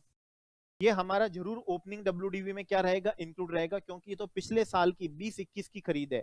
तो 21-22 की जो ओपनिंग डब्ल्यूडीवी है, तो यकीनन इस 1000 लाख में तो ये इंक्लूडेड होगा। लेकिन इस 300 लाख पे जो पिछले साल आपको एडिशनल डेप्रीसिएशन मिला होगा, वो आधा ही मिला होगा दिसंबर की वजह से। तो आधा डेप्रीसिएशन हम क्या करेंगे, आज ले लेंगे। आज लेने का मतलब है इस ईयर में 21-22 में ले लेंगे, क्योंकि हमको आधा ही मिला होगा। ठीक है ना, आधा ही मिला होगा। और ध्यान रखिए, एडिशनल डेप्रीसिएशन की रेट कितनी है, 20% है, 35% नहीं है, 20% है। 35% वाला प्रोविजन तो क्या हो चुका है, एक्सपायर हो गया। तो ये आपको क्या मिल जाएगा, एडिशनल डेप्रीसिएशन क्या हो जाएगा, मिल जाएगा। आई थिंक 30 लाख रुपीस का क्या जाएगा, अमाउंट आ जाएगा। अमाउंट से मतलब नहीं, तरीका सिखाना है। तो ये पिछले साल की न्यू प्लांट एंड मशीनरी थी, न्यू थी, हम एसएससी भी एंगेज्ड है, मैन्युफैक्चरिंग में एडिशनल लेना मिलता भी है, इंस्टॉल कर दिया था, एडिशनल लेना मिलता है। पिछले साल दिसंबर का मतलब क्या था, दिसंबर का मतलब लेस देन कितना था, 180 डेज था, 180 क्या था, डेज था। तो इसलिए आधा हमने एडिशनल डेप्रीसिएशन इस साल ले लिया। अब इस साल भी हमने एक नई मशीन खरीदी है, मई में खरीदी है ये तो इसमें लेस देन 180 डेज वाली कोई प्रोविजन नहीं लगने वाला। हाँ, इस साल खरीदी है तो ये मान के चलेंगे कि ये ओपनिंग डब्ल्यूडीवी में तो इंक्लूडेड नहीं है। तो सबसे पहले तो आपको क्या करना होगा, इस 600 लाख पे पहले तो आप 15% की रेट से क्या लगाओगे, नॉर्मल डेप्रीसिएशन। और इसी 600 लाख पे 20% की रेट से आप लगाओगे कितना, आप लगाओगे एडिशनल डेप्रीसिएशन। ध्यान रखिएगा, ये 600 लाख 21-22 का परचेज करा हुआ है, मई मंथ का परचेज करा हुआ है, ओपनिंग डब्ल्यूडीवी में इंक्लूडेड नहीं रहा होगा, इसलिए इस पे हमको नॉर्मल डेप्रीसिएशन लगाना है। मई में खरीदा हुआ है, लेस देन 180 डेज नहीं है, इसलिए इस पे हमको एडिशनल डेप्रीसिएशन पूरा लगा लेना है। तो ये रहा डेप्रीसिएशन। अब मशीनरी जो हमने कभी बेच दी थी, ठीक है ना, बेच दी थी, उस समय उसकी डब्ल्यूडीवी 25 लाख रुपए थी। जब हमने उसको बेचा था तब उस समय उसकी डब्ल्यूडीवी 25 लाख थी। आज हमने उसको वापस से रीएक्वायर कर ली, इतने साल बाद में, इतने साल बाद में हमने उसको 50 लाख रुपए में रीएक्वायर करी। आपको ध्यान होगा, जब हम सेक्शन 43 क्लॉज 1 के एक्सप्लेनेशन पढ़ते हैं एक्चुअल कॉस्ट में, अगर हम किसी एसेट को पहले सेल करके रीएक्वायर करते हैं, तो जब सेल करी थी तो उस समय उसकी जो डब्ल्यूडीवी थी, और आज जब रीएक्वायर करा है तो उसकी जो रीएक्वायर्ड प्राइस आरपी है, दोनों में से जो भी विच एवरेज लोअर होगा वो हम उसकी क्या मानेंगे, कॉस्ट मानेंगे। तो आज उसकी हम एक्चुअल कॉस्ट कितनी मानेंगे, 25 लाख मानेंगे। ये इस साल हमने अगस्त में खरीदी है, तो ओपनिंग डब्ल्यूडीवी में इंक्लूडेड नहीं रहा होगा, इसलिए हमको इस पे क्या करना होगा, डेप्रिसिएशन क्लेम करना होगा, ठीक है ना। प्रीवियसली यूज्ड है तो इस पे कोई हमको एडिशनल डेप्रिसिएशन कुछ क्लेम नहीं करना, लेकिन हाँ हमको इस पे नॉर्मल डेप्रिसिएशन तो क्या करना है, जरूर क्लेम करना है। लॉरीज और वैन, ये कोई रनिंग दैम ऑन हायर नहीं है, इसलिए कोई 30% वाला डेप्रिसिएशन नहीं, 15% की रेट वाला हमको क्या मिलेगा, डेप्रिसिएशन मिलेगा। ऑफिस इक्विपमेंट 15% की रेट वाला है। कंप्यूटर परचेज्ड है, इंस्टॉल्ड है किसमें, ऑफिस में, ये जनवरी, लेस देन 180 डेज है, तो वैसे तो कंप्यूटर पे रेट ऑफ डेप्रिसिएशन 40% है, लेकिन लेस देन 180 डेज होने की वजह से, लेस देन कितना, 180 डेज, क्योंकि ये जनवरी है, इस वजह से हमको आधा डेप्रिसिएशन ही क्या होगा, इस साल मिलेगा। तो ये हमने यहाँ पर डेप्रिसिएशन के क्या करा, एडिशनल इंफॉर्मेशन सब क्या करा, अच्छे से कंप्यूट कर लिया, ठीक है। अब हमको आ जाना है, अब हमको आ जाना है कौन से, जो डेबिटेड और क्रेडिटेड है ऑलरेडी, उनका हमको क्या करना है, ट्रीटमेंट। यस, तो अब आते हैं, देखिए क्या क्या डेबिटेड हो रखा है। डेप्रिसिएशन डेबिट कर रखा है आपने 300 लाख से, तो ध्यान रखिएगा डेप्रिसिएशन हम ऑलरेडी इनकम टैक्स के प्रोविजन से कंप्यूट कर चुके हैं, तो ये जो डेबिटेड आपका डेप्रिसिएशन है इसे आपको क्या कर लेना है, ऐड बैक कर लेना है। चलिए, रिपेयर से मेंटेनेंस एक्सपेंसेस इंक्लूडेड हैं, स्पेंड ऑन किस पे, AC installed eight residence of A director, अगर डायरेक्टर के रेसिडेंस पे करा है तो ये एक्सपेंडिचर कौन से नेचर का हो जाएगा, पर्सनल नेचर का, और किसी भी पर्सनल नेचर के एक्सपेंडिचर की डिडक्शन नहीं मिलती है, ये आपको बहुत अच्छे से ही ध्यान है। करना क्या है, आपको इसे अपने P&L में ऐड बैक कर लेना है, simple treatment. An amount of ₹10 lakh were spend, खर्च हुए थे किस पे, सैलरीज पे, और जो मटेरियल परचेज किए थे उस पे, किसके लिए परचेज किए थे, या अपने साइंटिफिक रिसर्च के लिए परचेज किए थे।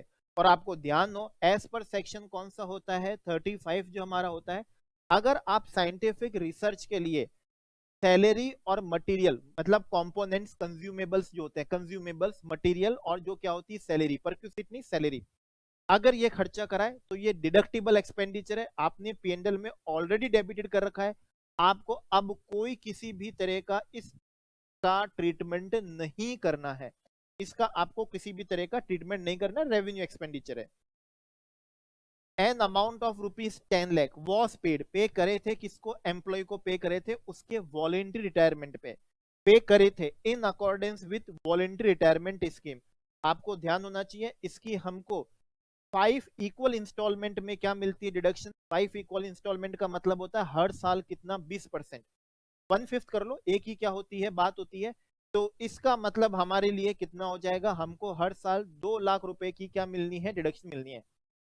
तो हमने 10 लाख रुपए क्या करे थे, पे करे थे, और 10 लाख ही क्या कर दिए होंगे, डेबिट कर दिए, क्योंकि ये आइटम वो है जो ऑलरेडी डेबिटेड है, जबकि डेबिट होना कितना चाहिए, मात्र 2 लाख रुपए। तो करना क्या है, आपको 8 लाख रुपए एड बैक कर लेना है, 8 लाख रुपए एड बैक कर लेना है, क्योंकि हमको 5 इक्वल इंस्टॉलमेंट में डिडक्शन मिलनी थी। रॉ मटेरियल परचेज करा, इंक्लूड है इसमें, purchase of wheat in cash में परचेज करा, 20 लाख रुपए आपने कैश में पे कर दिए, फ्रॉम में किसमें, मंडी में, ऑन डिफरेंट डेट्स, लेकिन डिफरेंट डेट्स को तो करा होगा, लेकिन हर बार आपने 10,000 रुपए से ज्यादा एक ही दिन में, ठीक है ना, 10,000 रुपए से ज्यादा एक ही दिन में आपने क्या कर दिया, कैश में पे कर दिया है। लेकिन हम यहाँ पर ये मान के चल रहे हैं कि मंडी है, तो जरूर यहाँ पर मंडी में किनको पेमेंट करा होगा, फार्मर्स को, और फार्मर्स का आपको ध्यान है, रूल 6DD होता है एक्सेप्शन रूल। वैसे तो सेक्शन 40A हमारा सब सेक्शन कौन सा है, ये 3 है, जो बोलता है 10,000 से ज्यादा एक ही दिन में एक ही व्यक्ति को कैश पेमेंट करोगे, अदरवाइज अकाउंट पे चेक, ड्राफ्ट, ये सब करोगे तो वो डिसअलाउ होता है। लेकिन एक्सेप्शन है कौन सा, रूल 6DD, जिसमें फार्मर्स के होते हैं। यस, तो रूल 6DD के अंदर फार्मर्स क्या होते हैं, कवर होते हैं, ठीक है ना। कौन कवर है, फार्मर्स उसके अंदर कवर है, तो फार्मर्स को हम क्या कर सकते हैं, कैश में पेमेंट कर सकते हैं। तो इसका क्या हो जाएगा, एंटी हो जाएगा, एंटी का मतलब कोई भी ट्रीटमेंट नहीं होने वाला है। ओके, कंपनी ने 5 लाख रुपए पे करें रेगुलराइजेशन फी, म्यूनिसिपल कॉर्पोरेशन मैसूर को पे करे। क्यों पे करे, क्योंकि म्यूनिसिपल कॉर्पोरेशन ने जो प्लान सैंक्शन करा था, आपने जो कंस्ट्रक्शन करा एक्चुअल, वो उसके डेविएशन में करा। इसका मतलब ये पीनल नेचर का हुआ, इन्फ्रैक्शन ऑफ लॉ हुआ, इन्फ्रैक्शन ऑफ लॉ के लिए जो भी अमाउंट पे करोगे सेक्शन 37 के अकॉर्डिंग वो डिसअलाउ होता है। ये 5 लाख रुपए की हमको डिडक्शन नहीं मिलेगी। पीएनएल में आपने ऑलरेडी क्या कर रखा है, डेबिट कर रखा है। आपको अपने प्रॉफिट को 5 लाख रुपए से क्या कर लेना है, इंक्रीज कर लेना है। तो यहां पर हमारा ये पूरा क्वेश्चन, एंटायर क्वेश्चन क्या हो चुका है, सॉल्व हो चुका है। ओके, चलिए अब हमें क्या करना है, नेक्स्ट क्वेश्चन पे चलना है और उस क्वेश्चन को हमें अब क्या करना है, सॉल्व करना है। ओके, आइए नेक्स्ट क्वेश्चन हमारा ये रहा। इस क्वेश्चन को अब हम क्या करते हैं, पढ़ते हैं और सीखते हैं कि इसमें क्या ट्रीटमेंट होने वाले हैं। यस, तो नेक्स्ट क्वेश्चन पे आ रहे हैं। नेक्स्ट क्वेश्चन हमारा क्या है, नेक्स्ट क्वेश्चन है शंकर लिमिटेड है एंगेज्ड है मैन्युफैक्चरिंग ऑफ किस में, फुटवियर में एंड किस में, लेदर प्रोडक्ट्स के अंदर। Footwear and leather products, footwear and leather products के बारे में आपको बताऊं तो जो डिडक्शन होती है ना 80 डबल जे और डबल ए, वहां पर क्या होता है, एडिशनल जो एम्प्लॉयमेंट होना चाहिए वो एटलीस्ट 240 डेज के लिए होना चाहिए। लेकिन अगर एसएससी एंगेज्ड है फुटवियर और किसके अंदर, लेदर प्रोडक्ट के अंदर, तो वहां पर ये 240 की जगह 150 डेज होता है। चलिए आगे बढ़ते हैं। फॉर द पास्ट 8 ईयर्स, और इस साल का प्रॉफिट इन्होंने बताया है 272 लैक्स एज पर कौन सा है, पीएनएल जो है 21-22 का। कंपनी सब्जेक्टेड टू क्या है, टैक्स ऑडिट है, और 80 डबल जे डबल ए उन्हीं पे क्या होता है, एप्लीकेबल होता है। नेट प्रॉफिट आफ्टर डेबिटिंग और क्रेडिटिंग द फॉलोइंग अमाउंट है, और आपको क्या कहा है, ये जो फॉलोइंग आइटम होते हैं उनको हमें पहले ट्रीटमेंट नहीं करना है। हमें सबसे पहले ट्रीटमेंट करना होगा किसका, additional information given in the question का। कंपनी ने प्रोविजन ही नहीं बनाया फॉर एन अमाउंट कितने का, 12 लाख रुपए का प्रोविजन नहीं बनाया, जो कि एक फेयर एस्टिमेट था। Amount payable to workers towards periodic wage. आपको मैं बता दूं, सेक्शन 43B जो होता है वो बोनस पे एप्लीकेबल होता है, वो कमीशन पे एप्लीकेबल होता है, लेकिन वो वेजेस या सैलरी पे क्या नहीं होता है, एप्लीकेबल नहीं होता है। और 43B क्या कहता है, पेमेंट बेसिस पे ही आपको क्या मिलेगी, डिडक्शन मिलेगी, जबकि वो वेज पे एप्लीकेबल नहीं है। और फेयर एस्टिमेट था 12 लाख रुपए का, पीरियोडिक वेजेस थे। रिवीजन होता है, वेज रिवीजन होता है हर 3 साल में एक बार होता है, और उसका फेयर एस्टिमेट कितना था, 12 लाख रुपए था। In respect of existing employ the provision is estimated on a reasonable certainty, RC क्या कहा था, रजिस्ट्रेशन सर्टिफिकेट नहीं, रीजनेबल सर्टेनिटी है, तो आप इस एक्सपेंस को क्या कर सकते हैं, रिकॉग्नाइज कर सकते हैं। आपको 12 लाख रुपए की डिडक्शन मिल जाएगी। ध्यान रखिएगा सेक्शन 43B एप्लीकेबल नहीं होगा, क्योंकि ये बोनस कमीशन का नहीं था, ये वेजेस का था। और आईसीडीएस हमको बोलता है रेवेन्यू रिकॉग्नाइजेशन भी, कि अगर जब भी रिकॉग्नाइज हो जाए रीजनेबल सर्टिनिटी के साथ में, तो आप रेवेन्यू को रिकॉग्नाइज कर सकते हैं। और एक्सपेंस हो जाए, जैसे कि मान लीजिए आपको कोर्ट का जजमेंट आ गया, तो आप कोर्ट का जजमेंट आ चुका है और आप केस हार चुके हो, तो ये तो रीजनेबल सर्टिनिटी हो ही चुकी है कि वो एक्सपेंस आपको पे करना पड़ेगा। तो उस एक्सपेंस की आप डिडक्शन ले सकेंगे, रिकॉग्नाइज कर सकेंगे। 12 लाख रुपए से आप अपने प्रॉफिट को डिक्रीज कर लीजिएगा, पहला ट्रीटमेंट। रिटर्न डाउन वैल्यू हमको यहाँ पर दी हुई है बिफोर अलाउिंग डेप्रिसिएशन, ठीक है ना। डब्ल्यूडीवी हमको दी हुई है, मान के चलते हैं जैसे ओपनिंग डब्ल्यूडीवी दी होगी। फैक्ट्री बिल्डिंग पे 10% का डेप्रिसिएशन मिलता है, ठीक है, 10% का डेप्रिसिएशन है। प्लांट मशीनरी 170 लाख है, जिसके अंदर 30 लाख इंक्लूडेड है। जो हमने किस में खरीदे थे, नवंबर में खरीदा था, वो 170 लाख में इंक्लूडेड है, और आपने उसको पुट टू यूज कर दिया। तो सबसे पहली बात है 170 लाख में से 30 लाख को तो आप हटा दीजिए, 140 लाख पे आप नॉर्मल डेप्रिसिएशन चार्ज कर लीजिए, कितना, 15%। रही बात आपके 30 लाख की, 30 लाख पे नॉर्मल डेप्रिसिएशन 15% है, लेकिन उसका भी आपको आधा ही मिलेगा, क्योंकि ये नवंबर की खरीद है, नवंबर का पुट टू यूज है, लेस देन 180 डेज है। आप चूंकि एसएससी एंगेज्ड हो, ठीक है ना, आप एसएससी क्या एंगेज्ड हो, जैसे मैन्युफैक्चरिंग में, फुटवियर इसके अंदर, तो आपको एडिशनल डेप्रिसिएशन मिलेगा। 20% की रेट होती है, लेकिन एडिशनल डेप्रिसिएशन भी आपको कितना मिलेगा, आधा ही मिलेगा, लेस देन 180 डेज होने की वजह से, क्योंकि ये कौन सा मंथ है, नवंबर क्या है, मंथ है। तो ये हमने डेप्रिसिएशन का ट्रीटमेंट करा। कंप्यूटर्स जिसपे डेप्रिसिएशन की रेट 40% होती है, ये लीजिए। It may be noted that above values duly recognise while providing depreciation books of account, ठीक है।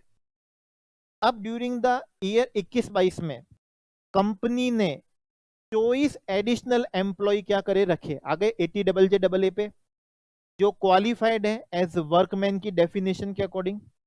ये जितने के जितने एम्प्लॉयज हैं सब के सब कंट्रीब्यूट करते हैं रिकॉग्नाइज प्रोविडेंट फंड में, तभी डिडक्शन मिलेगी। उस 24 में से जो 12 हैं वो आपने कब लिए, जून में। जून का मतलब होता है 150 डेज तो हो ही चुके हैं आपके, ऑन ए सैलरी ऑफ 23,000, और 23,000 की सैलरी का मतलब है इनका इमोल्यूमेंट्स 25,000 से ज्यादा नहीं है, क्योंकि जिनका 25,000 से ज्यादा उन पे 80JJAA की डिडक्शन नहीं मिलती है। 4 एम्प्लॉय ने ज्वाइन किया है कब, जुलाई में। जुलाई का मतलब भी क्या हो गया, 150 दिन तो हो ही गए, लेकिन इनकी सैलरी कितनी है, 26,000 है।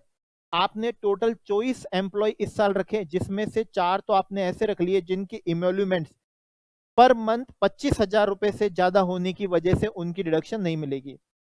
8 है जो आपने नवंबर में ज्वाइन किए, कोई बात नहीं, नवंबर का मतलब भी क्या हो गया, नवंबर का मतलब हम देख लेते हैं। नवंबर का मतलब 30 नवंबर, दिसंबर, जनवरी, जनवरी फरवरी, और ये क्या हो गया, मार्च।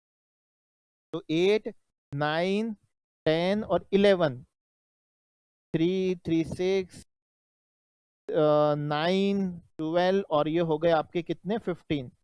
तो यस, आपको इसकी डिडक्शन बिल्कुल मिल जाएगी, ठीक है ना, इनकी डिडक्शन आपको बिल्कुल क्या हो जाएगी, मिल जाएगी। तो कुल मिला के क्या हुआ है, 24 थे हमारे पास में, ठीक है, डिडक्शन मिल जाएगी। लेकिन इनका पेमेंट आप किससे कर रहे हो, बीरर चेक से। नो नो, आपको अकाउंट पे ही चेक से, अकाउंट पे ही ड्राफ्ट से, इलेक्ट्रॉनिक क्लियरिंग सिस्टम से करना चाहिए था। ये आपने पेमेंट क्या कर दिया है, बीरर चेक से कर दिया, डिडक्शन नहीं मिलेगी आपको। डिडक्शन नहीं मिलेगी मतलब डिडक्शन इन रेस्पेक्ट ऑफ कितने की मिलेगी, 12 की मिलेगी। इन रेस्पेक्ट ऑफ कितने की मिलेगी, 12 की ही आपको क्या मिलेगी, डिडक्शन मिलेगी, ठीक है ना। यस, तो टोटल हमारे कितने थे, 24 थे, जिसमें से हमको किसकी नहीं मिलेगी, इन 4 की नहीं मिलेगी, क्योंकि इमोल्यूमेंट्स 25,000 से ज्यादा है। इन 8 की इसलिए नहीं मिलेगी क्योंकि इनका पेमेंट हमने किससे करा है, बीरर किससे करा हुआ है, चेक से करा हुआ है।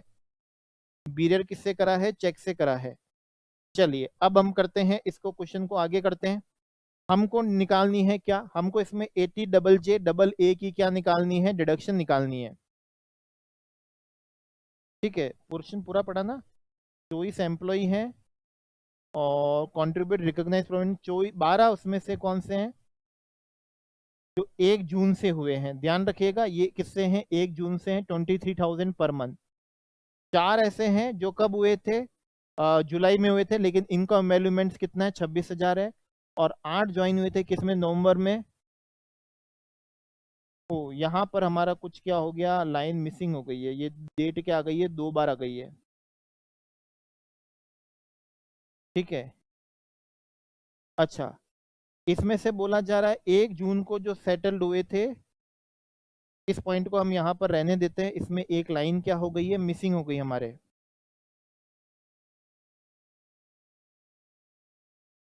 एक लाइन हमारी मिसिंग है, ठीक है।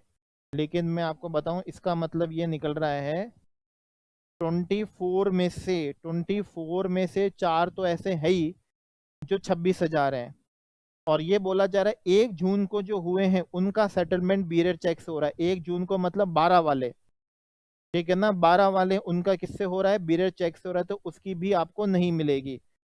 तो भी ये हो गया आपका कितना, 20 हो गया, 20 में से आपके कितने चले गए, 12, तो टोटल आपको किसके रेस्पेक्ट में मिलेगी, 8 के रेस्पेक्ट में मिलेगी आपको, ठीक है ना, 8 के रेस्पेक्ट में मिलेगी। अब हमको ये मालूम नहीं है, इंफॉर्मेशन लाइन मिसिंग है, इस वजह से इस पॉइंट को कवर नहीं कर पा रहे हैं। तो सॉल्यूशन से हम कवर कर लेते हैं इसको भी। सॉल्यूशन में तो दिया हुआ ही होगा 80JJ और कौन सा है, AA।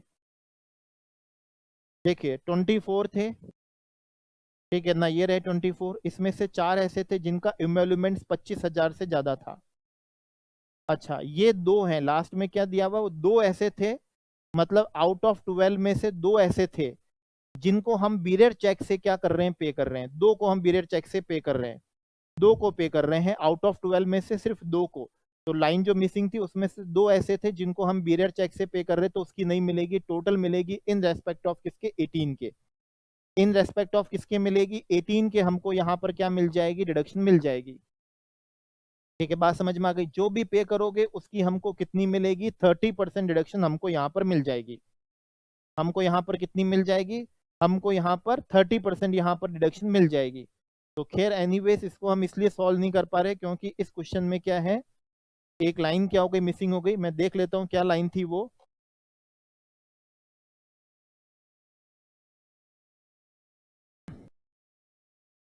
बस यही था,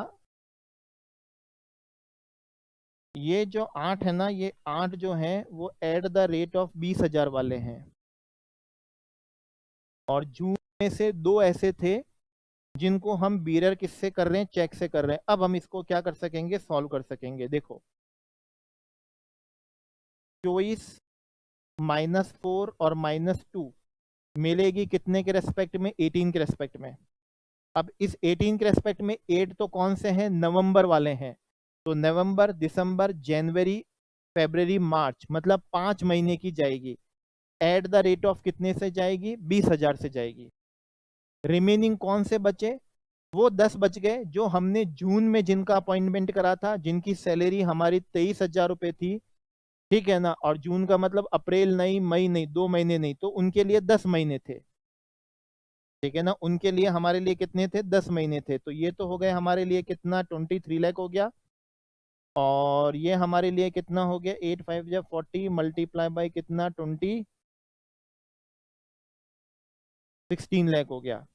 तो टोटल हमारे लिए 2 1 3 39 लाख हो गया। और 39 लाख का कितना हो जाएगा, ये 30% हो जाएगा। तो 9 लाख तो हमारे लिए एक हो जाएगा। ठीक है ना, और 9 लाख का 30%, 2,70,000, मतलब 11,70,000 की हमको यहाँ पर डिडक्शन क्या होगी, मिलेगी। ठीक है ना, कितने की मिलेगी हमें, 11,70,000 रुपए की यहाँ पर हमको क्या मिल जाएगी, डिडक्शन मिल जाएगी। ठीक है, 8 5 या 40, 40 गड़बड़ कर दिया ना, ये 16 लाख नहीं है, ये तो 8 लाख ही हुआ। और ये 23 लाख, 23 + 8 31, तो 9 लाख तो एक हो जाएंगे, और 30,000 एक हो जाएंगे, और ये हो जाएगा 9 लाख कितना, 30,000। ठीक है, तो मैं पीडीएफ में चेंज कर दूंगा, यहाँ पर इस लाइन को पूरी कर दूंगा। ये 8 जो ज्वाइन हुए थे इनकी सैलरी कितनी थी, 20,000 थी, मिल जाएगी। और जून में जो 12 ज्वाइन हुए थे उसमें से 2 को हमने किससे दिया, बीरर चेक से दिया, तो पीडीएफ में चेंज कर दिया जाएगा, बाकी सिंपल था। सेल्स हमने करी है 5,000 लेदर बैग की सेल करी है, टू किसको, शंकर फर्म को। हम तो कंपनी और शंकर क्या है, फर्म है। हम खुद भी कौन है, शंकर ही तो थे। हम खुद भी कौन थे, यह शंकर ही थे। और हमने किसी फर्म को क्या कर दिया, पेमेंट कर दिया जो हमारी रिलेटेड पार्टी है। कितने पे, 1,000 रुपी पर पीस पे, जबकि उसकी ओपन मार्केट जो वैल्यू है, मार्केट प्राइस उसकी 1,300 रुपए। ध्यान रखिएगा, सेक्शन 40A सबसेक्शन 2 बोलता है कि अगर आपने अपने स्पेसिफाइड पर्सन को कोई एक्सपेंडिचर करा जो एक्सेसिव है, अनरीजनेबल है, तो जितना एक्सेसिव होता है, अनरीजनेबल होता है, वो डिसअलाउ होता है, वो एक्सपेंडिचर पे लगता है। ये क्वेश्चन एक्सपेंडिचर का नहीं है, ये किसका है, सेल्स का है। और सेल पे 40A सबसेक्शन 2 की क्या नहीं होती, एप्लीकेबिलिटी नहीं होती है। तो यहाँ और ध्यान रखिएगा, डोमेस्टिक ट्रांजेक्शन पे हमारे ट्रांसफर प्राइसिंग का प्रोविजन भी क्या नहीं होता, एप्लीकेबल नहीं होता। इस पे तो हमारा ट्रांसफर प्राइसिंग प्रोविजन भी एप्लीकेबल नहीं है।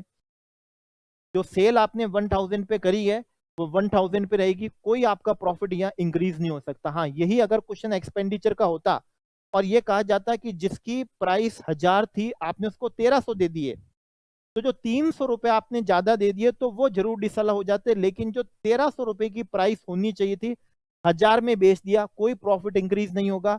40A सबसेक्शन 2 एक्सपेंडिचर पे लगता है, ना कि सेल्स पे नहीं, सेल्स पे नहीं लगता, तो इसका कोई ट्रीटमेंट नहीं होगा। एम्प्लॉय कॉन्ट्रीब्यूशन प्रोविडेंट फंड में 3 लाख रुपए का एम्प्लॉय कॉन्ट्रीब्यूशन, तो पहले तो वो हमारी क्या बनता है, इनकम बनना चाहिए। Recovered from there salary, salary में से काट लेते हैं हम, from the month of March की सैलरी में से काट लिया। ठीक है, शो है बैलेंस सन्ड्री क्रेडिटर में शो है। आपने उसका पेमेंट 31 किसको करा, मई को करा। ध्यान रखिएगा, अगर एम्प्लॉय कॉन्ट्रीब्यूशन है पहली बात तो एम्प्लॉय कंट्रीब्यूशन पे 43B नहीं लगता है, वो एम्प्लॉयज कंट्रीब्यूशन पे लगता है, एम्प्लॉयज पे नहीं लगता। दूसरी बात, एम्प्लॉय कंट्रीब्यूशन जो भी वो फंड है, रेस्पेक्टिव फंड है, उस रेस्पेक्टिव फंड की जो भी ड्यू डेट है, उस रेस्पेक्टिव फंड की आरएफ रेस्पेक्टिव फंड की जो भी ड्यू डेट है, अगर उस ड्यू डेट तक आपने पेमेंट नहीं करा तो वो परमानेंटली पीडी हो जाएगा, परमानेंटली डिसअलाउ हो जाएगा, परमानेंटली डिसअलाउ हो जाएगा। ऐसा नहीं है कि आप रिटर्न फाइल करने की ड्यू डेट तक कर दो डिडक्शन मिल जाएगी। आंसर इज नो, नहीं मिलेगी आपको डिडक्शन, कभी नहीं मिलेगी, क्योंकि ये कौन सा फंड था, एम्प्लॉय कंट्रीब्यूशन फंड था। तो आपको उस फंड की ही ड्यू डेट तक, जो 15 तारीख होती है, ठीक है ना, आपको 15 तारीख तक ही क्या कर देना था, जमा करा देना था। आपने नहीं कराया जमा, 15 अप्रैल उसकी क्या होती है, तारीख होती है, ठीक है ना, मार्च में साल खत्म हो जाता है, 15 अप्रैल अगले साल 15 तारीख दी हुई है, लास्ट डेट है, नहीं जमा कराया आपने तो 31 मई तक जमा कराया, आपको कोई डिडक्शन नहीं मिलेगी, और ये 3 लाख रुपए आपकी क्या बन जाएगा, इनकम बन जाएगा। इनकम तो बनेगा ही बनेगा, डिडक्शन नहीं मिलेगी अब आपको, ठीक है। तो ये भी हमने यहां पर इसका क्या कर दिया, ट्रीटमेंट कर दिया। अच्छा, क्वेश्चन में हमको टर्नओवर दिया है आपका 350 करोड़ का, ठीक है ना, हमको क्या दिया हुआ है, टर्नओवर दिया हुआ है कितने करोड़ का है, 350 करोड़, मतलब 19-20 का टर्नओवर दिया है। टर्नओवर 400 करोड़ से ज्यादा नहीं होने की वजह से टैक्स रेट कितनी हो जाएगी, 25% हो जाएगी। टैक्स रेट कितनी हो जाएगी हमारे लिए, यहाँ पर टैक्स रेट कितनी रहेगी, 25% यहाँ पर टैक्स रेट रहेगी। चलो अब इस क्वेश्चन में हम क्या करते हैं, आगे के पॉइंट्स हम करते हैं जो हमको रह गए। यस, तो पहला पॉइंट कौन सा है, वही डेप्रीसिएशन। डेप्रीसिएशन 29 लाख का है, ये आपका कंपनी साइड का है, तो आप अपना प्रॉफिट इतने से क्या कर लीजिए, इंक्रीज कर लीजिए, क्योंकि इनकम टैक्स वाला डेप्रीसिएशन कंप्यूट हो चुका है। सन्ड्री क्रेडिटर है 32 लैक्स के, सन्ड्री क्रेडिटर्स हैं कितने के, 32 लैक्स के, आउटस्टैंडिंग है बहुत लंबे समय से, हमने उनको सेटल कर लिया कितने रुपए में, 26 लाख रुपए में, बेस्ड ऑन कौन सा है, कॉम्प्रोमाइज क्या है, settlement. The amount waived has been credited to statement of P and L, बिल्कुल सही करा, आपकी लाइबिलिटी का क्या हो गया, रेमिशन हो गया, वेवर हो गया, तो वो आपके लिए क्या बन जाएगी, DI मतलब डीम्ड इनकम बन जाएगी, क्योंकि जो TL ट्रेडिंग लाइबिलिटी थी उसका क्या हो गया, R या फिर W रेमिशन या फिर क्या हो गया, वेवर हो गया। तो इसका कोई ट्रीटमेंट हमको नहीं करना है, एंटी नो ट्रीटमेंट है, क्योंकि ये ऑलरेडी क्रेडिटेड है किसमें, पी&एल के अंदर। ये आ रहा है एम्प्लॉयर्स कॉन्ट्रीब्यूशन, हाँ इस पे 43B लगता है, रिटर्न फाइल करने की ड्यू डेट तक डिपॉजिट कर दो तो आपको सेम ईयर में डिडक्शन मिल जाएगी।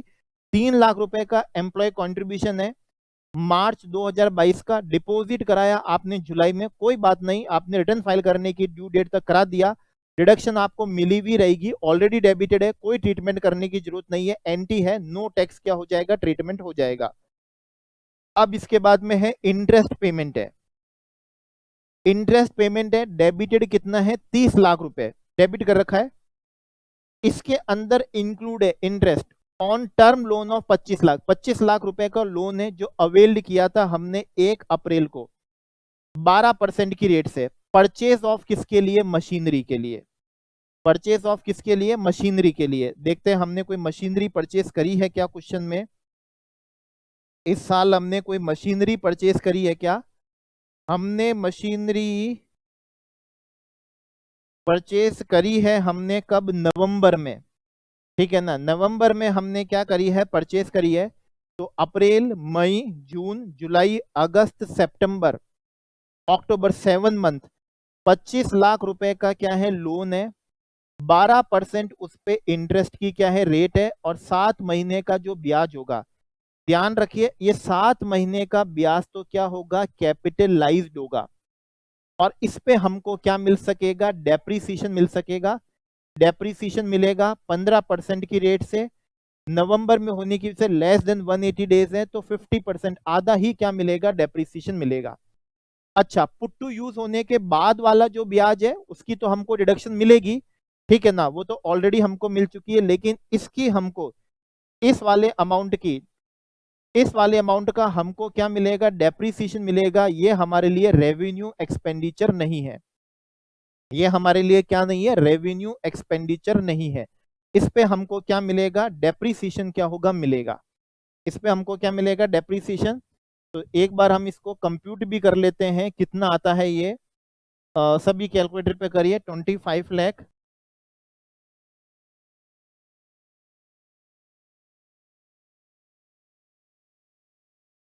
और कितना है, 7 मंथ्स का है, तो ये आ रहा है 1,75,000 रुपी आ रहा है। हमको इस पे डेप्रीसिएशन मिल जाएगा, 15% की क्या है रेट रहेगी, और डेप्रीसिएशन हमको कितना मिलेगा, आधा ही मिलेगा इस पे। हमको इस पे डेप्रीसिएशन कितना मिलेगा, आधा ही क्या मिलेगा, डेप्रीसिएशन मिलेगा। तो ध्यान रखिए, डेप्रीसिएशन मिलेगा तो प्रॉफिट क्या होगा, कम होगा। रेवेन्यू एक्सपेंडिचर नहीं है इतने से, तो ये प्रॉफिट क्या होगा, इतने से इंक्रीज भी। कितना था हमारा इंटरेस्ट, कितना था, 1 लाख क्या था, 75,000 था। तो हम अपने प्रॉफिट को 1,75,000 से इंक्रीज कर लेंगे, क्योंकि ये कैपिटलाइज होगा। और डेप्रीसिएशन हमको मिल जाएगा कितना, शायद ये 13,125 आ रहा है, इतना हमको डेप्रीसिएशन मिल जाएगा। तो 1,75,000, तो हमको यहाँ पर अभी ट्रीटमेंट क्या करना है, हमको यहाँ पर अभी ट्रीटमेंट करना है, हमको ट्रीटमेंट करना है कि 1,75,000 से अपने प्रॉफिट को क्या कर लेना है, बढ़ा लेना है। और डेप्रीसिएशन वाले में क्या करना है, जहां हमने डेप्रीसिएशन क्या करा था, कंप्यूट करा था, वहां पर और 1,75,000 पे 15% की रेट से, ठीक है ना, ये तो हो गया कौन सा डेप्रीसिएशन, नॉर्मल। और 175 मल्टीप्लाई बाय 20 और उसका 50, ये हो गया आपका कौन सा, एडिशनल। तो ये नॉर्मल और एडिशनल डेप्रीसिएशन दोनों क्या हो जाएंगे, कंप्यूट हो जाएंगे। तो ये तो हो जाएगी डेप्रीसिएशन वाली कंप्यूटेशन, और ये हो जाएगा जो एक्सपेंडिचर कैपिटलाइज होगा उसको हम क्या कर देंगे, एड बैक कर देंगे। तो ये हुआ ट्रीटमेंट। 30 लाख रुपए का पेमेंट कराए सब कॉन्ट्रैक्टर को for processing of raw leather without deduction of tax. Contract का पेमेंट था, आपको उस पर टीडीएस काटना चाहिए था, टीडीएस नहीं काटा, और पूरा का पूरा एक्सपेंडिचर आपने पीएनएल में क्या कर दिया, डेबिट कर दिया। इसमें से 20 लाख रुपए परचेस ऑफ केमिकल के, और 10 लाख रुपए उसके लेबर चार्जेस, मतलब इनवॉइस के अंदर सेपरेटली मेंशन है, मटेरियल की वैल्यू अलग और लेबर चार्जेस अलग है। तो टीडीएस हमको कितने पे काटना था, इस 10 लाख पे ही काटना था, इस 10 लाख पे ही हमको क्या काटना था, टीडीएस काटना था। ओके, कितने पे काटना था, 10 लाख पे टीडीएस काटना था। हमने टीडीएस नहीं काटा है, हमने टीडीएस नहीं काटा, तो हमारा 30% एक्सपेंडिचर क्या हो जाएगा, डिसअलाउ हो जाएगा। हमारा 30% एक्सपेंडिचर क्या हो जाएगा, डिसअलाउ। ये देखिए 1,75,000 जो था इंटरेस्ट का, और ये 10 लाख का कितना परसेंट, 30%। हमको टीडीएस काटना था 10 लाख पे, नहीं काटा, तो उसका 30% एक्सपेंडिचर क्या कर दिया जाएगा, डिसअलाउ कर दिया जाएगा। और 30% कितना होता है, 3 लाख होता है। तो ध्यान रखिएगा, करना क्या नहीं है, करना ये नहीं कि आपने 30 लाख का क्या कर दो, 30% कर दो, नो।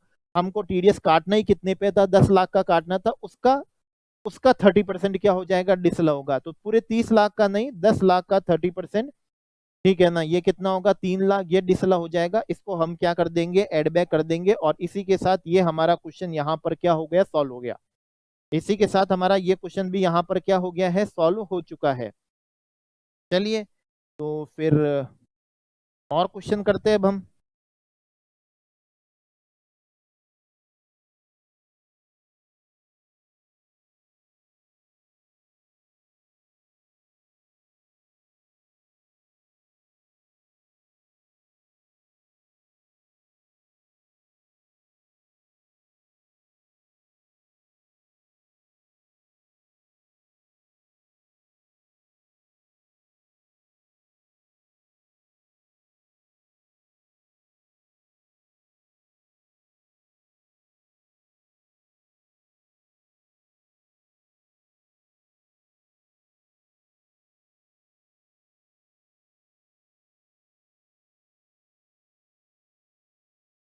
यस, चलिए तो आते हैं इस क्वेश्चन पे, और अब इस क्वेश्चन को हम यहाँ पर क्या करते हैं, सॉल्व करते हैं। ओके, यस, अब हमारे हैं हमारे क्वेश्चन नंबर 3 पे। क्वेश्चन नंबर 3 क्या है, क्वेश्चन नंबर 3 है हमारे लिए, रॉबर्ट है, रॉबर्ट नॉन रेसिडेंट जिनकी एज क्या है, 38 ईयर्स है, operates A ship for carriage of goods, passenger, live stock between Dubai, Mumbai, Chennai. आपको ध्यान होगा सेक्शन 44, इन पे सेक्शन 44 बी क्या होता है, एप्लीकेबल होता है, 7.5% जो भी इनकी ग्रॉस रिसीट है वो इनकी क्या मान ली जाएगी, डीम्ड इनकम मान ली जाएगी। कोई एक्सपेंस की यहाँ पर डिडक्शन मिलने वाली नहीं है। ग्रॉस रिसीट का कितना होगा, 7.5% होगा, क्योंकि ये कौन से बिजनेस में है, शिपिंग बिजनेस में। E provides you following particulars for previous year 21 and क्या है 22। देखिए सबसे पहले 200 लाख रुपए रिसीव्ड हुए, इंडिया में रिसीव हुए, इंडिया में रिसीव हुए, ये ग्रॉस रिसीट का क्या बनेगा, पार्ट बनेगा।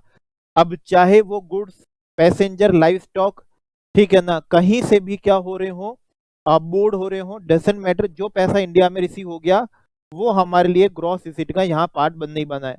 On account of carriage of livestock from Mumbai to London, 50 lakh receive हुए इंडिया में, जो पैसा इंडिया में रिसीव हुआ है वो ग्रॉस रिसीट का पार्ट हमेशा बनेगा ही बनेगा, भले ही उस गुड्स का, पैसेंजर का जो कैरिज हो रहा है वो कहीं से कहीं के लिए भी हो रहा हो। On account of carriage of passenger from Dubai to Colombo, देखिए दुबई टू कोलंबो है, फिर भी वो हमारे ग्रॉस रिसीट का पार्ट बनेगा क्योंकि वो इंडिया में रिसीव हुआ है। 65 लाख रिसीव हुए दुबई में रिसीव हुए, लेकिन जो कैरिज ऑफ गुड्स है वो चेन्नई टू दुबई है। अगर भली पेमेंट क्या हो रहा हो इंडिया के बाहर रिसीव हो रहा हो, लेकिन जो कैरिज है वो अगर इंडिया से है, इंडिया के लिए है, तो वो हमारी ग्रॉस रिसीट का क्या बनेगा, पार्ट बनेगा, ग्रॉस रिसीट का पार्ट बनेगा। एक्सपेंस की हमें कोई डिडक्शन यहाँ पर मिलने वाली नहीं है, एक्सपेंस की कोई डिडक्शन नहीं मिलेगी। Winning from horse race in India कितनी है, 25 लाख है, जिसका टैक्सेशन आपको ध्यान है एट द रेट ऑफ कितने से होता है, 30% से होता है। इनका टीडीएस भी होता है 31.2 से, 31.2 कैसे, 30% तो टीडीएस की रेट है और 4% एनआर के केस में सेस क्या हो जाता है, एप्लीकेबल होता है, तो 31.2 क्या होगा, टीडीएस होगा। अच्छा, ये 25 लाख रुपए विनिंग बताई गई है, ये नहीं लिखा है कि ये रिसीव्ड है, इसका मतलब हम इसे क्या मानेंगे, ग्रॉस ही मानेंगे। हम इसको क्या मानेंगे, हमारी ग्रॉस क्या मानेंगे, विनिंग मानेंगे। इसको आपको क्या नहीं करना है, ग्रॉसिंग अप नहीं करना है। अच्छा, रिसीव्ड होता तो हम मान लेते कि ये आफ्टर क्या है, टीडीएस है, लेकिन यहाँ पर विनिंग इनकम बताई गई है, तो इसका मतलब ये ग्रॉस अमाउंट ही है। तो इनकम कैसे निकालेंगे अब हम, तो इनकम ऐसे निकालेंगे 200 लाख प्लस 50 लाख प्लस 65 लाख, तो ये आ जाएगा 315 लाख, और 315 लाख का हमको क्या करना है, 7.5% करना है। हमको कितना करना है, 7.5% करना है। ये लीजिए आंसर में, ठीक है ना, हालांकि आंसर मैं आपको ट्रीटमेंट बता ही रहा हूं, तो 315 लाख का आपको 7.5 करना है। ये आ गई इनकम, 25 लाख रुपए की आपकी कौन सी इनकम है, विनिंग की इनकम है, ये आपकी टोटल इनकम है। इस इनकम पे स्पेशल टैक्स रेट है एट द रेट ऑफ 30% है, और इस पे आपका लगेगा normal tax rate, normal tax rate लगेगी। आप नॉन रेसिडेंट हो, सीनियर सिटीजन नहीं हो, आप पे जो एग्जेम्पशन लिमिट काम करेगी वो 2.5 लाख वाली होगी, कि 2.5 लाख से कुछ नहीं, 2.5 लाख से ऊपर 5 लाख, 5 लाख से 10 लाख, और 10 लाख के ऊपर 30%, वो टैक्स रेट आपके ऊपर यहाँ पर क्या करने वाली है, काम करने वाली है। तो ये एक सिंपल सा क्या था, क्वेश्चन था, क्वेश्चन नंबर 3, ठीक है ना, जो समथिंग रिलेटेड टू क्या था, एनआर था, और इसके हम क्वेश्चन इंटरनेशनल टैक्सेशन के अंदर हमने पूरे करे हुए हैं। यहाँ पर भी एक बीच में क्वेश्चन आया तो उसको हमने यहाँ पर कर लिया। चलिए अब आगे बढ़ते हैं, अब हम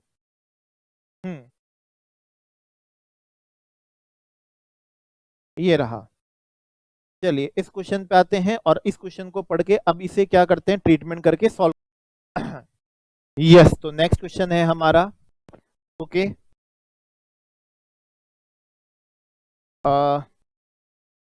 1 अप्रैल 2021 Binu limited Delhi domestic company है, एंगेज्ड है बिजनेस ऑफ किस में, मैन्युफैक्चरिंग में, मैन्युफैक्चरिंग में एंगेज्ड है, मेट्रो रेल सीट्स बनाते हैं, मैन्युफैक्चरिंग में एंगेज्ड है। कन्वर्ट हो गए, कंपनी किस में बदल गई है, एलएलपी में बदल गई है। अगर आप सेक्शन 47 की कंडीशन को कंप्लाई करते हो तो इस कन्वर्जन पे, इस ट्रांसफर पे कोई कैपिटल गेन टैक्स नहीं लगता है। और by name of messrs Saumya LLP, तो अब नाम हो गया सौम्या, और ये हुआ कब से है, अप्रैल से हुआ, साल के बीच में नहीं है।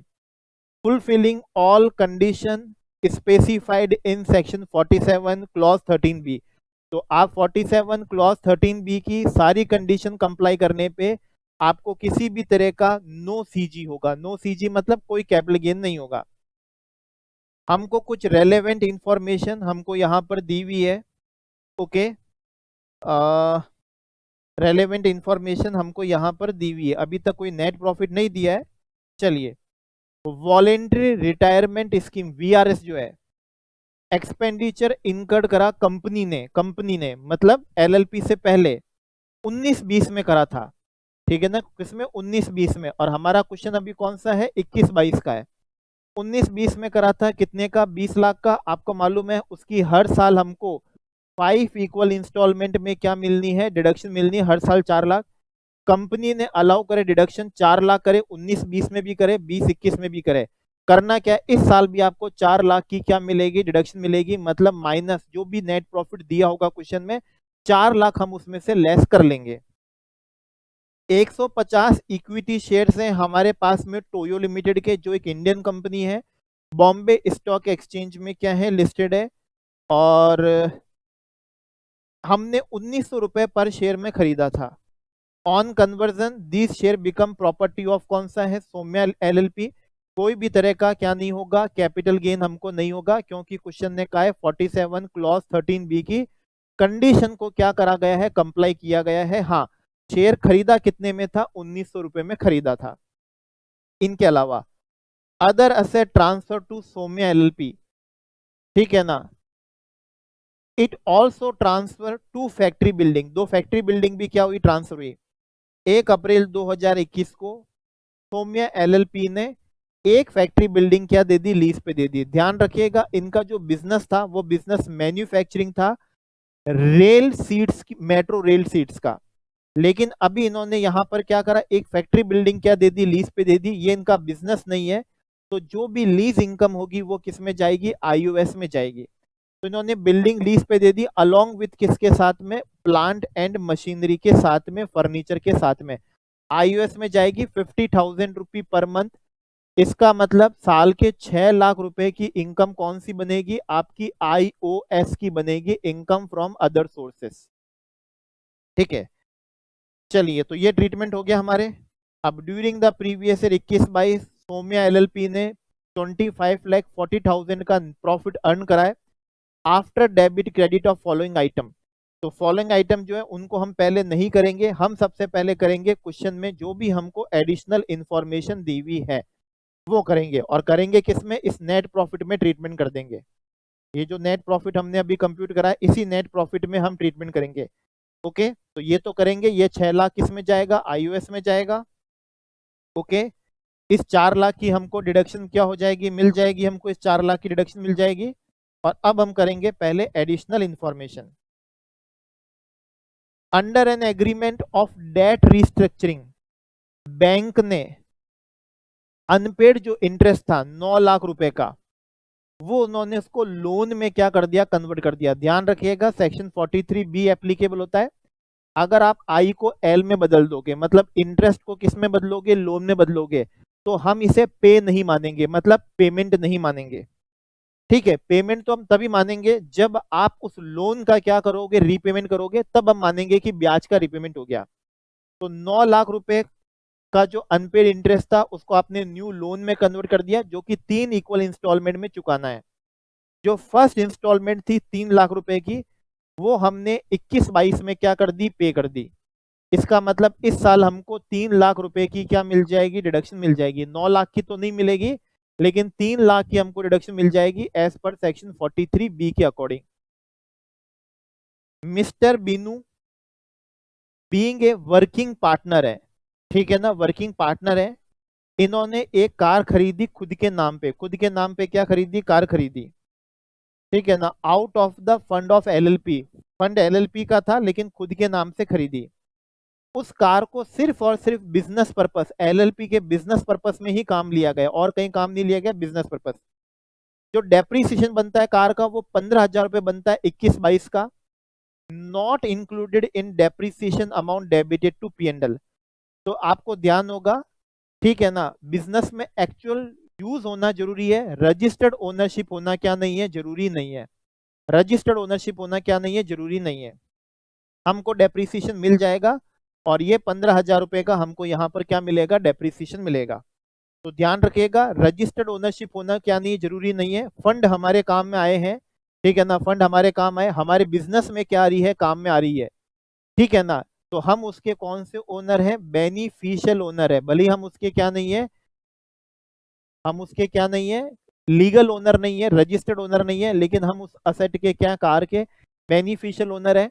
हमको उस पर डेप्रीसिएशन मिल जाएगा, 15,000 रुपए लेस हो जाएंगे। इनकम टैक्स रूल के अकॉर्डिंग डेप्रीसिएशन 8,10,000 का है। इस 8,10,000 में इंक्लूड है एक असेट जो हमने किस पे दिया था, लीज पे। वो जो फैक्ट्री बिल्डिंग लीज पे दी थी ना, उसमें हमने मशीनरी भी दी थी, फर्नीचर भी दिया था। उस मशीन और फर्नीचर पे डेप्रीसिएशन बन रहा है कितना, 90,000। ये 90,000 का depreciation income from other source जब कंप्यूट करोगे 6 लाख रुपए का, उसमें से उसकी क्या मिलेगी, डिडक्शन मिलेगी। ये पीजीबीपी में नहीं जाएगा, क्योंकि जो असेट हमने क्या दी है, लीज पे दी है, उसकी इनकम कौन से हेड में जा रही है, अदर सोर्स में। तो डेप्रीसिएशन भी कहाँ लेस होगा, अदर सोर्स में लेस होगा। तो पीजीबीपी का डेप्रीसिएशन होगा 8,10,000 माइनस कितना, 90,000। इतने की हमको क्या मिलेगी, पीजीबीपी में डिडक्शन मिल जाएगी। एलएलपी ने एक इंपोर्ट एंटाइटलमेंट जो होता है उसको सोल्ड कर दिया एज पर सेक्शन 28 पीजीपी का चार्जिंग सेक्शन। ये जो इंपोर्ट एंटाइटलमेंट्स होते हैं, अगर आप इनको बेचते हो तो उस पर जो इनकम होगी वो आपके पीजीबीपी हेड में क्या होगी, टैक्सेबल होगी। तो ये 1,50,000 सेक्शन 28 की वजह से आपके पीजीपी में इंक्लूड हो जाएंगे। ये डेप्रीसिएशन का जो क्या है, अमाउंट है, ठीक है। डेप्रीसिएशन का जो अमाउंट है ये 7 लाख कितना आएगा, 20,000 आएगा, ठीक है। और ये 15,000 रुपए का कार का डेप्रीसिएशन हो गया है। ये 3 लाख रुपए हमारे क्या हो गए, जब लोन का हमने रीपेमेंट करा तो माना जाएगा वो इंटरेस्ट का रीपेमेंट हुआ है। बस एडिशनल इंफॉर्मेशन तो हमारी क्या थी, इतनी थी। इसके बाद तो सॉल्यूशन ही है। तो ये एडिशनल इंफॉर्मेशन भी हो गई। अब हमें देखना है इस डेबिट और क्रेडिट जो करे हुए हैं, इसमें कौन सा रॉन्गली डेबिटेड है और कौन सा रॉन्गली क्या है, क्रेडिटेड है। आइए उसको कवर करते हैं पहले।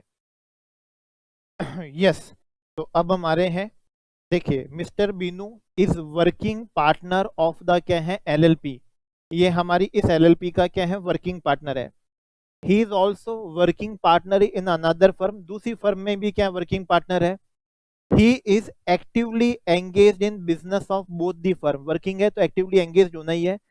बीनू को यहाँ से 55,000 रुपी पर मंथ की क्या मिल रही है, सैलरी मिल रही है, ठीक है, from Saumya LLP and the same is authorised in the deed of LLP. देखिए इसका मतलब क्या है, आपने पीजीबीपी में 55,000 मल्टीप्लाई बाय 12, क्योंकि फर्म 1 अप्रैल से बन गई थी, 6,60,000 आपने पीएनएल में क्या करे हुए हैं, डेबिट करे हुए हैं। तो सबसे पहले तो आपको इसको क्या कर लेना है, एड बैक कर लेना है, क्योंकि एड बैक करने के बाद में हम सबसे पहले फर्म का एलएलपी का क्या निकालेंगे, बुक प्रॉफिट निकालेंगे। उसका जितना भी क्या आएगा, बुक प्रॉफिट आएगा, पहले 3 लाख के बुक प्रॉफिट का 90% निकालेंगे, और जितना भी बैलेंस बुक प्रॉफिट होगा उसका हम क्या निकालेंगे, 60% क्या करेंगे, निकालेंगे। और हम देखेंगे कि ये अमाउंट और 6,60,000 दोनों में से जो भी क्या होगा, लोअर होगा, उतने की हमको सैलरी की, मतलब फर्म को क्या मिलेगी, डिडक्शन मिलेगी। तो पहले बुक प्रॉफिट निकालने के लिए हमें क्या करना होगा, एंटायर 6,60,000 को क्या करना है, एड बैक करना पड़ेगा बुक प्रॉफिट की क्या करने के लिए, कंप्यूटेशन करने के लिए। फिर ही डिसाइड होगा कि डिडक्शन कितनी मिलनी है, क्या 6,60,000 की मिलनी है या फिर ये जो अमाउंट कंप्यूट होके आएगा उसकी मिलनी है। तो ये रहा हमारा इसका ट्रीटमेंट। अब ये क्या है, मिस्टर आयुष्मान है, एम्प्लॉय है, इसको हमने डेप्यूट करा था, अपने ऑफिस के काम से मुंबई भेजा था, कितने टाइम के लिए, 3 महीने के लिए भेजे। एलएलपी ने इसको सैलरी किस में दे दी, कैश में दे दी, फॉर द मंथ, उस 3 महीने के लिए जब वो कहां पर था, मुंबई में था, 3,45,000 की। हाँ टीडीएस उस पे उन्होंने क्या कर लिया, काट लिया। Since he did not have a bank account, उसका मुंबई में वहां पर कोई भी क्या नहीं है, बैंक अकाउंट नहीं है।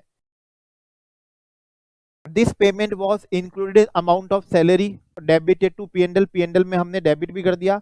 Mister Ayushman is a normally posted in Delhi, तो दिल्ली में नॉर्मली पोस्टेड हो, आपको मुंबई में कर दिया 15 दिन से ज्यादा के लिए, जहां पर आपका क्या नहीं है, बैंक अकाउंट नहीं है।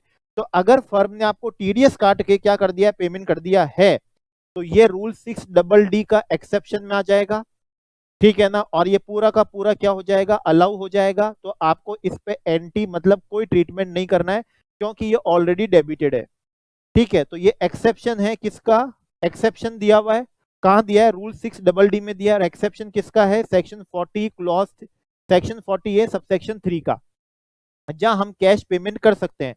अगर कोई एम्प्लॉय 15 दिन से ज्यादा के लिए अपनी नॉर्मल प्लेस ऑफ ड्यूटी पे नहीं है और एम्प्लॉय टीडीएस काट के उसको पेमेंट कर देता है और वहां पर उस जगह उसका कोई बैंक अकाउंट नहीं है, तो ऐसी स्थिति में टीडीएस काट के पेमेंट करेंगे कैश में, तो वो एक्सपेंडिचर अलाउ रहेगा। ऐसा एक्सेप्शन रूल 6DD बोलता है।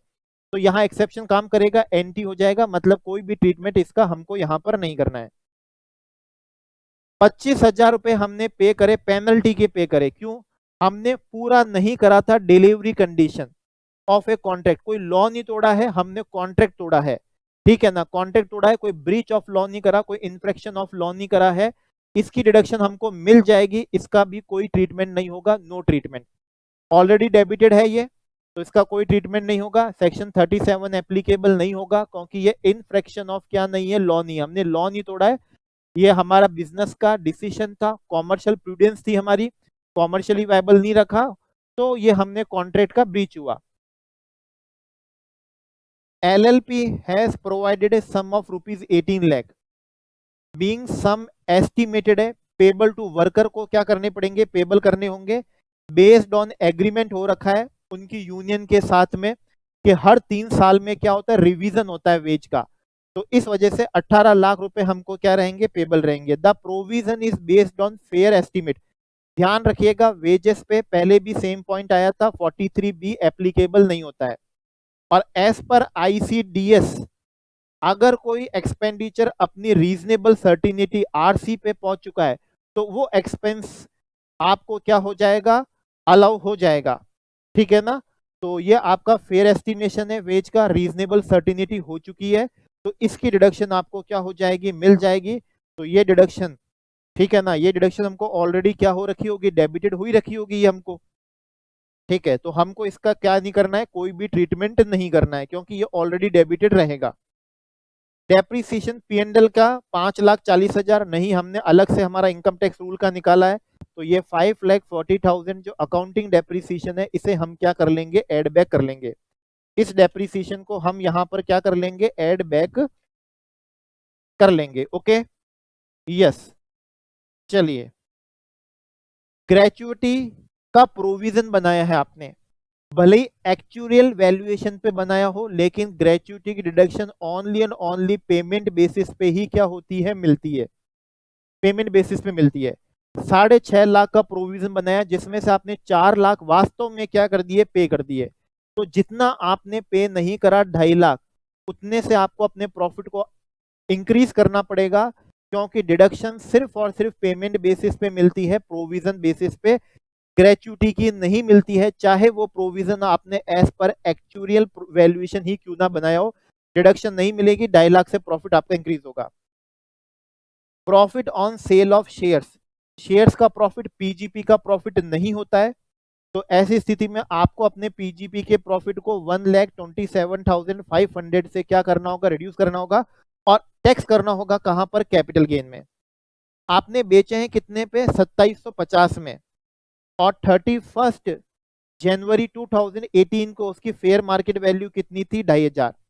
पहले भी सेम पॉइंट आया है, क्या करते हैं, 31 जनवरी 18 की जो भी फेयर मार्केट वैल्यू होगी और जो भी एक्चुअल में फुल वैल्यू ऑफ कंसीडरेशन होगा, दोनों में से जो भी लोअर होगा, वो हम उसकी क्या लेंगे, कॉस्ट ऑफ एक्विजिशन लेंगे।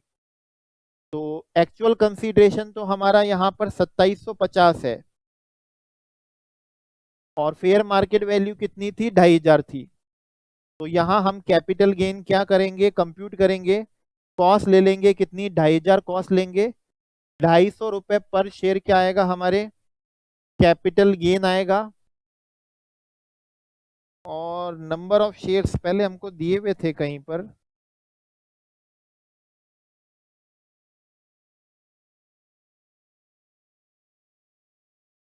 क्वेश्चन में हमने पढ़े थे नंबर ऑफ शेयर्स पहले 150 शेयर्स हैं हमारे पास में। कितने शेयर्स हैं? 150 क्या है शेयर्स हैं टोयो लिमिटेड के। ठीक है ना, ये कौन सा हो गया? टोयो लिमिटेड के हमारे पास में कितने शेयर्स थे? 150 क्या थे? शेयर्स थे। तो ये क्या हो गए? 150 क्या हो गए? शेयर्स हो गए। तो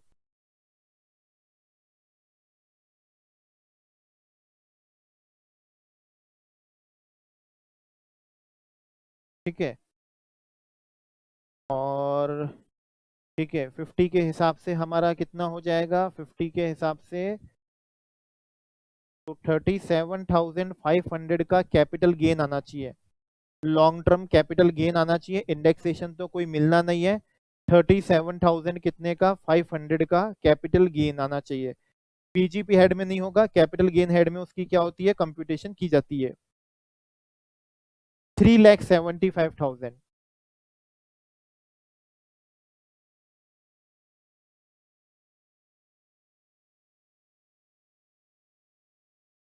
ओके, एक बार हम कैलकुलेटर पे क्या कर लेते हैं, कंप्यूट कर लेते हैं इसको।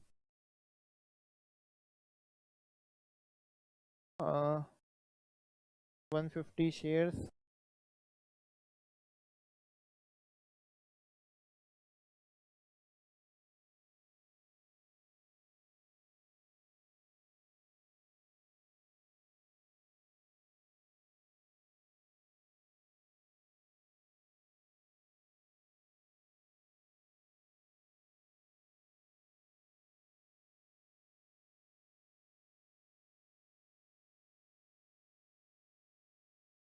नहीं नहीं 37,500 ही है।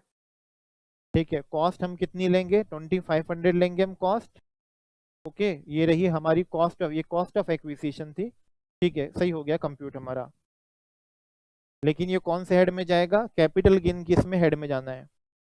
अच्छा, रिपेयर्स टू प्लांट मशीनरी है, 59,000 का रिपेयर है जो पीएनडल में डेबिट कर रखा है। लेकिन ये वो प्लांट एंड मशीनरी है जिसको हमने लीज पे दिया। तो लीज इनकम हमारे किस में थी? आईओएस में थी 6 लाख। उस पे से हमारा शायद डेप्रीसिएशन भी था, और ये 59,000 की डिडक्शन भी हमको कहाँ मिलेगी? आईओएस हेड में मिलेगी। तो पीजीपी का प्रॉफिट हमको 59,000 से क्या करना पड़ेगा? इंक्रीज करना पड़ेगा। फैक्ट्री लाइसेंस फी, जो फैक्ट्री हमने लीज पे दी है उसकी लाइसेंस फीस भी कितनी है? 15,000। तो ये आप आईओएस हेड में इसकी डिडक्शन लीजिएगा, पीजीपी हेड में ये एक्सपेंडिचर अलाउ नहीं होगा। तो 15,000 से हमारा पीजीपी का प्रॉफिट क्या हो जाएगा? इंक्रीज हो जाएगा। लीगल फी है 26,000 रुपए की, एक एडवोकेट को फीस पे करिए। ड्राफ्ट करा था, रजिस्ट्री करवाई थी लीज एग्रीमेंट की। तो अगेन ये 26,000 भी एक्सपेंडिचर आपको आईओएस हेड में ही क्या होगा? डिडक्शन होगी। और पीजीपी हेड में इस 26,000 से हमारा प्रॉफिट क्या कर लिया जाएगा? इंक्रीज कर लिया जाएगा। ठीक है, ये करने के बाद में हमारे पास में क्या आ जाएगा? हमारे पास में हमारा बुक प्रॉफिट आ जाएगा। आप कैलकुलेटर से कर लेंगे, जो भी पीजीपी का क्या आया प्रॉफिट आया है, बुक प्रॉफिट हो जाएगा। उसका पहले 3 लाख का 90% निकालेंगे, बैलेंस का कितना निकालेंगे? 60% निकालेंगे। जो भी अमाउंट आएगा उसको कंपेयर करेंगे 6,60,000 से। जो भी लोअर होगा उसकी हमको क्या मिलेगी? सैलरी। फर्म ने जो पार्टनर को सैलरी दी है उतने की हमको यहाँ पर डिडक्शन क्या हो जाएगी? मिल जाएगी। ठीक है, तो ये हमारा, ये देख लीजिए 6,60,000 जो सैलरी दी थी एक बार की, तो हमको क्या करनी पड़ी है? एड बैक करनी पड़ी है। ओके, और फिर बुक प्रॉफिट हम क्या करेंगे? यहाँ पर कंप्यूट करेंगे।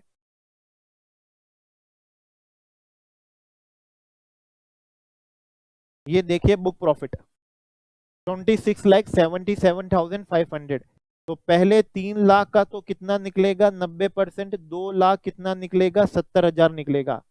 रिमेनिंग 23,77,500, उसका हमें 60% निकालना है। तो आइए उसका 60% क्या करें? कंप्यूट करें अब हम। तो 23,77,500 और उसका 60% 14,26,500।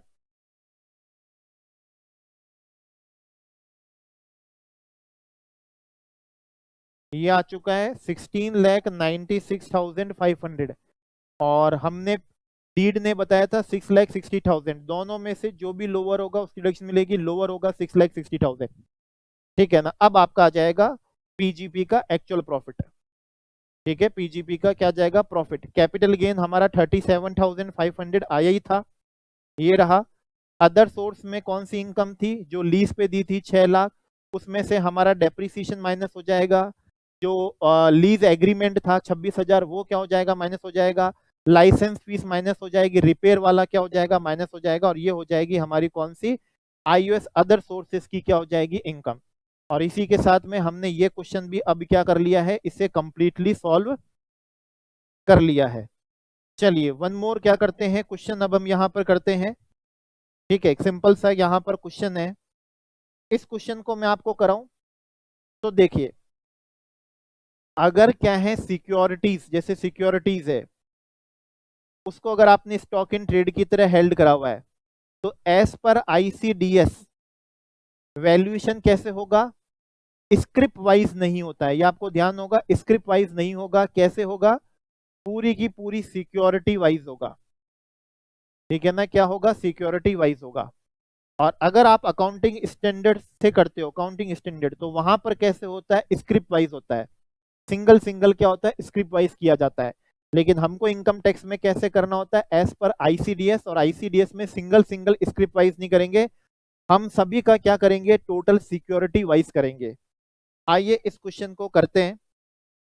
देखिए क्वेश्चन में हमारे पास में क्या दिए हुए हैं, ये सिक्योरिटीज दी हुई है, ये सिक्योरिटीज है, उसकी कॉस्ट दी हुई है, उसकी क्या दी हुई है, एनआरवी दी हुई है, कॉस्ट और एनआरवी। तो एक बार तो मैं आपको बताता हूँ अकाउंटिंग स्टैंडर्ड से जो इन्होंने किया था, तो हर को इनको करना पड़ेगा, cost NRV which ever is lower, cost NRV which ever is lower, cost NRV which ever is lower, cost NRV which ever is lower.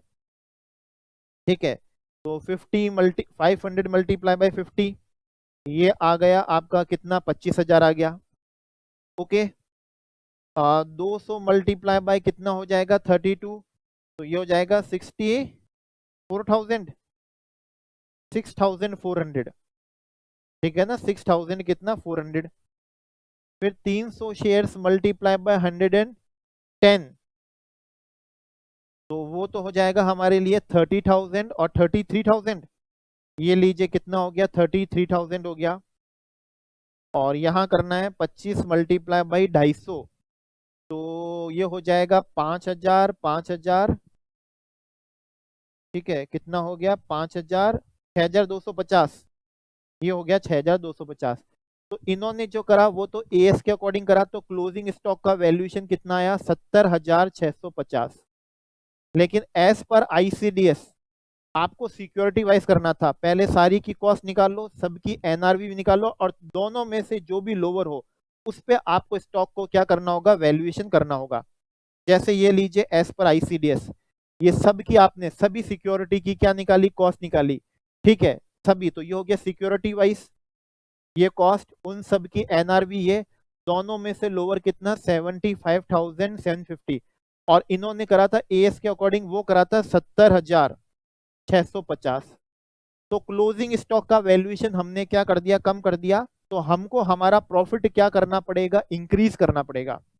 हमको हमारा प्रॉफिट क्या करना पड़ेगा, इंक्रीज करना पड़ेगा 5,100 रुपीज से, क्योंकि क्लोजिंग स्टॉक का वैल्यूएशन हमने क्या करा है, कम करा है। और हमको करना कैसे होता है, इनकम टैक्स में एज पर क्या करना होता है, आईसीडीएस करना होता है।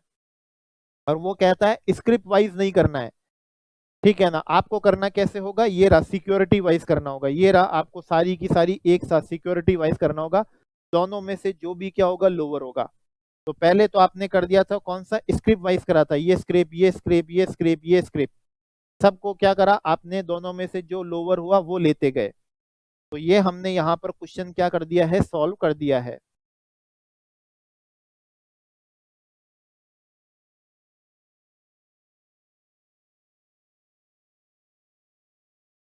चलिए आज के लेक्चर का अब हम एक लास्ट क्वेश्चन कर लेते हैं। नवंबर 19 में आया हुआ एक थ्योरेटिकल क्वेश्चन है। ये क्वेश्चन यहाँ पर ये है, जब हम प्रिलिमिनरी एक्सपेंडिचर की डिडक्शन लेते हैं इंडियन कंपनी, तो इंडियन कंपनी कितनी डिडक्शन ले सकती है, 5% ऑफ क्या है, कैपिटल एम्प्लॉयड। सीई लिख देता हूं, कैपिटल एम्प्लॉयड। और लॉ बोलता है कैपिटल एम्प्लॉयड का मतलब होता है इशूड शेयर कैपिटल। कौन सा, इशूड, क्या होता है, इश्यूड शेयर कैपिटल होगा, फिर उसके अंदर आप ले लोगे डिबेंचर्स, और आप लोगे कौन सा, लॉन्ग टर्म क्या होगा, बोरिंग्स होगा। हालांकि क्वेश्चन बहुत सिंपल है, जब भी आपने प्रोविजन पढ़ा होगा तो यकीनन आपने इस चीज को डील करा ही होगा जो बता रहा हूं। ये होगा आपका कौन सा, कैपिटल एम्प्लॉयड। इस कैपिटल एम्प्लॉयड में इशूड शेयर कैपिटल आएगा, लेकिन इसके अंदर सिक्योरिटी प्रीमियम इंक्लूड नहीं होगा। स्पेसिफिकली शेयर कैपिटल बोला है, डिबेंचर बोला है, लॉन्ग टर्म बोरिंग बोला है। लॉन्ग टर्म बोरिंग का मतलब भी बता दूं, अगर विदेश से आपने बोरिंग ली है तो ऐसी बोरिंग जो कम से कम 7 साल बाद क्या हो, रीपेबल हो। नहीं तो कौन सी बोरोइंग, जिसका रीपेमेंट कम से कम 5 साल बाद हो। और जो विदेशी बोरोइंग होती है, फॉरेन बोरोइंग होती है, उसमें कम से कम 7 साल बाद हो। तो उसको हम क्या बोलते हैं, उसको हम बोलते हैं लॉन्ग टर्म, क्या बोलते हैं, बोरोइंग्स बोलते हैं। वो होती है लॉन्ग टर्म बोरोइंग्स। क्वेश्चन ये है कि क्या सिक्योरिटी प्रीमियम इसमें इंक्लूड होगा क्या, तो आंसर है सिक्योरिटी प्रीमियम कैपिटल एम्प्लॉयड की कंप्यूटेशन में इंक्लूड नहीं होगा। For the purpose of computation of कौन सा है, प्रीलिमिनरी, कौन से हैं, प्रीलिमिनरी जो क्या होते हैं, हमारे एक्सपेंडिचर जो होते हैं। ओके, तो ये हमारा यहाँ पर ये क्या हुआ, ये क्वेश्चन पूरा हो गया।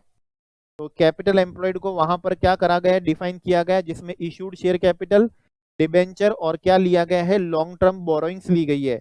शेयर प्रीमियम जो है, शेयर प्रीमियम है वो कैपिटल एम्प्लॉयड का क्या नहीं बनेगा, पार्ट नहीं बनेगा। तो ये इसका क्या था, डिसीजन था।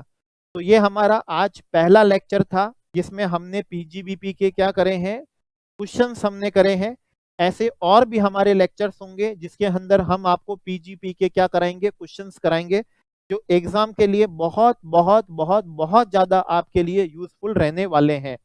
Okay friends, thank you friends.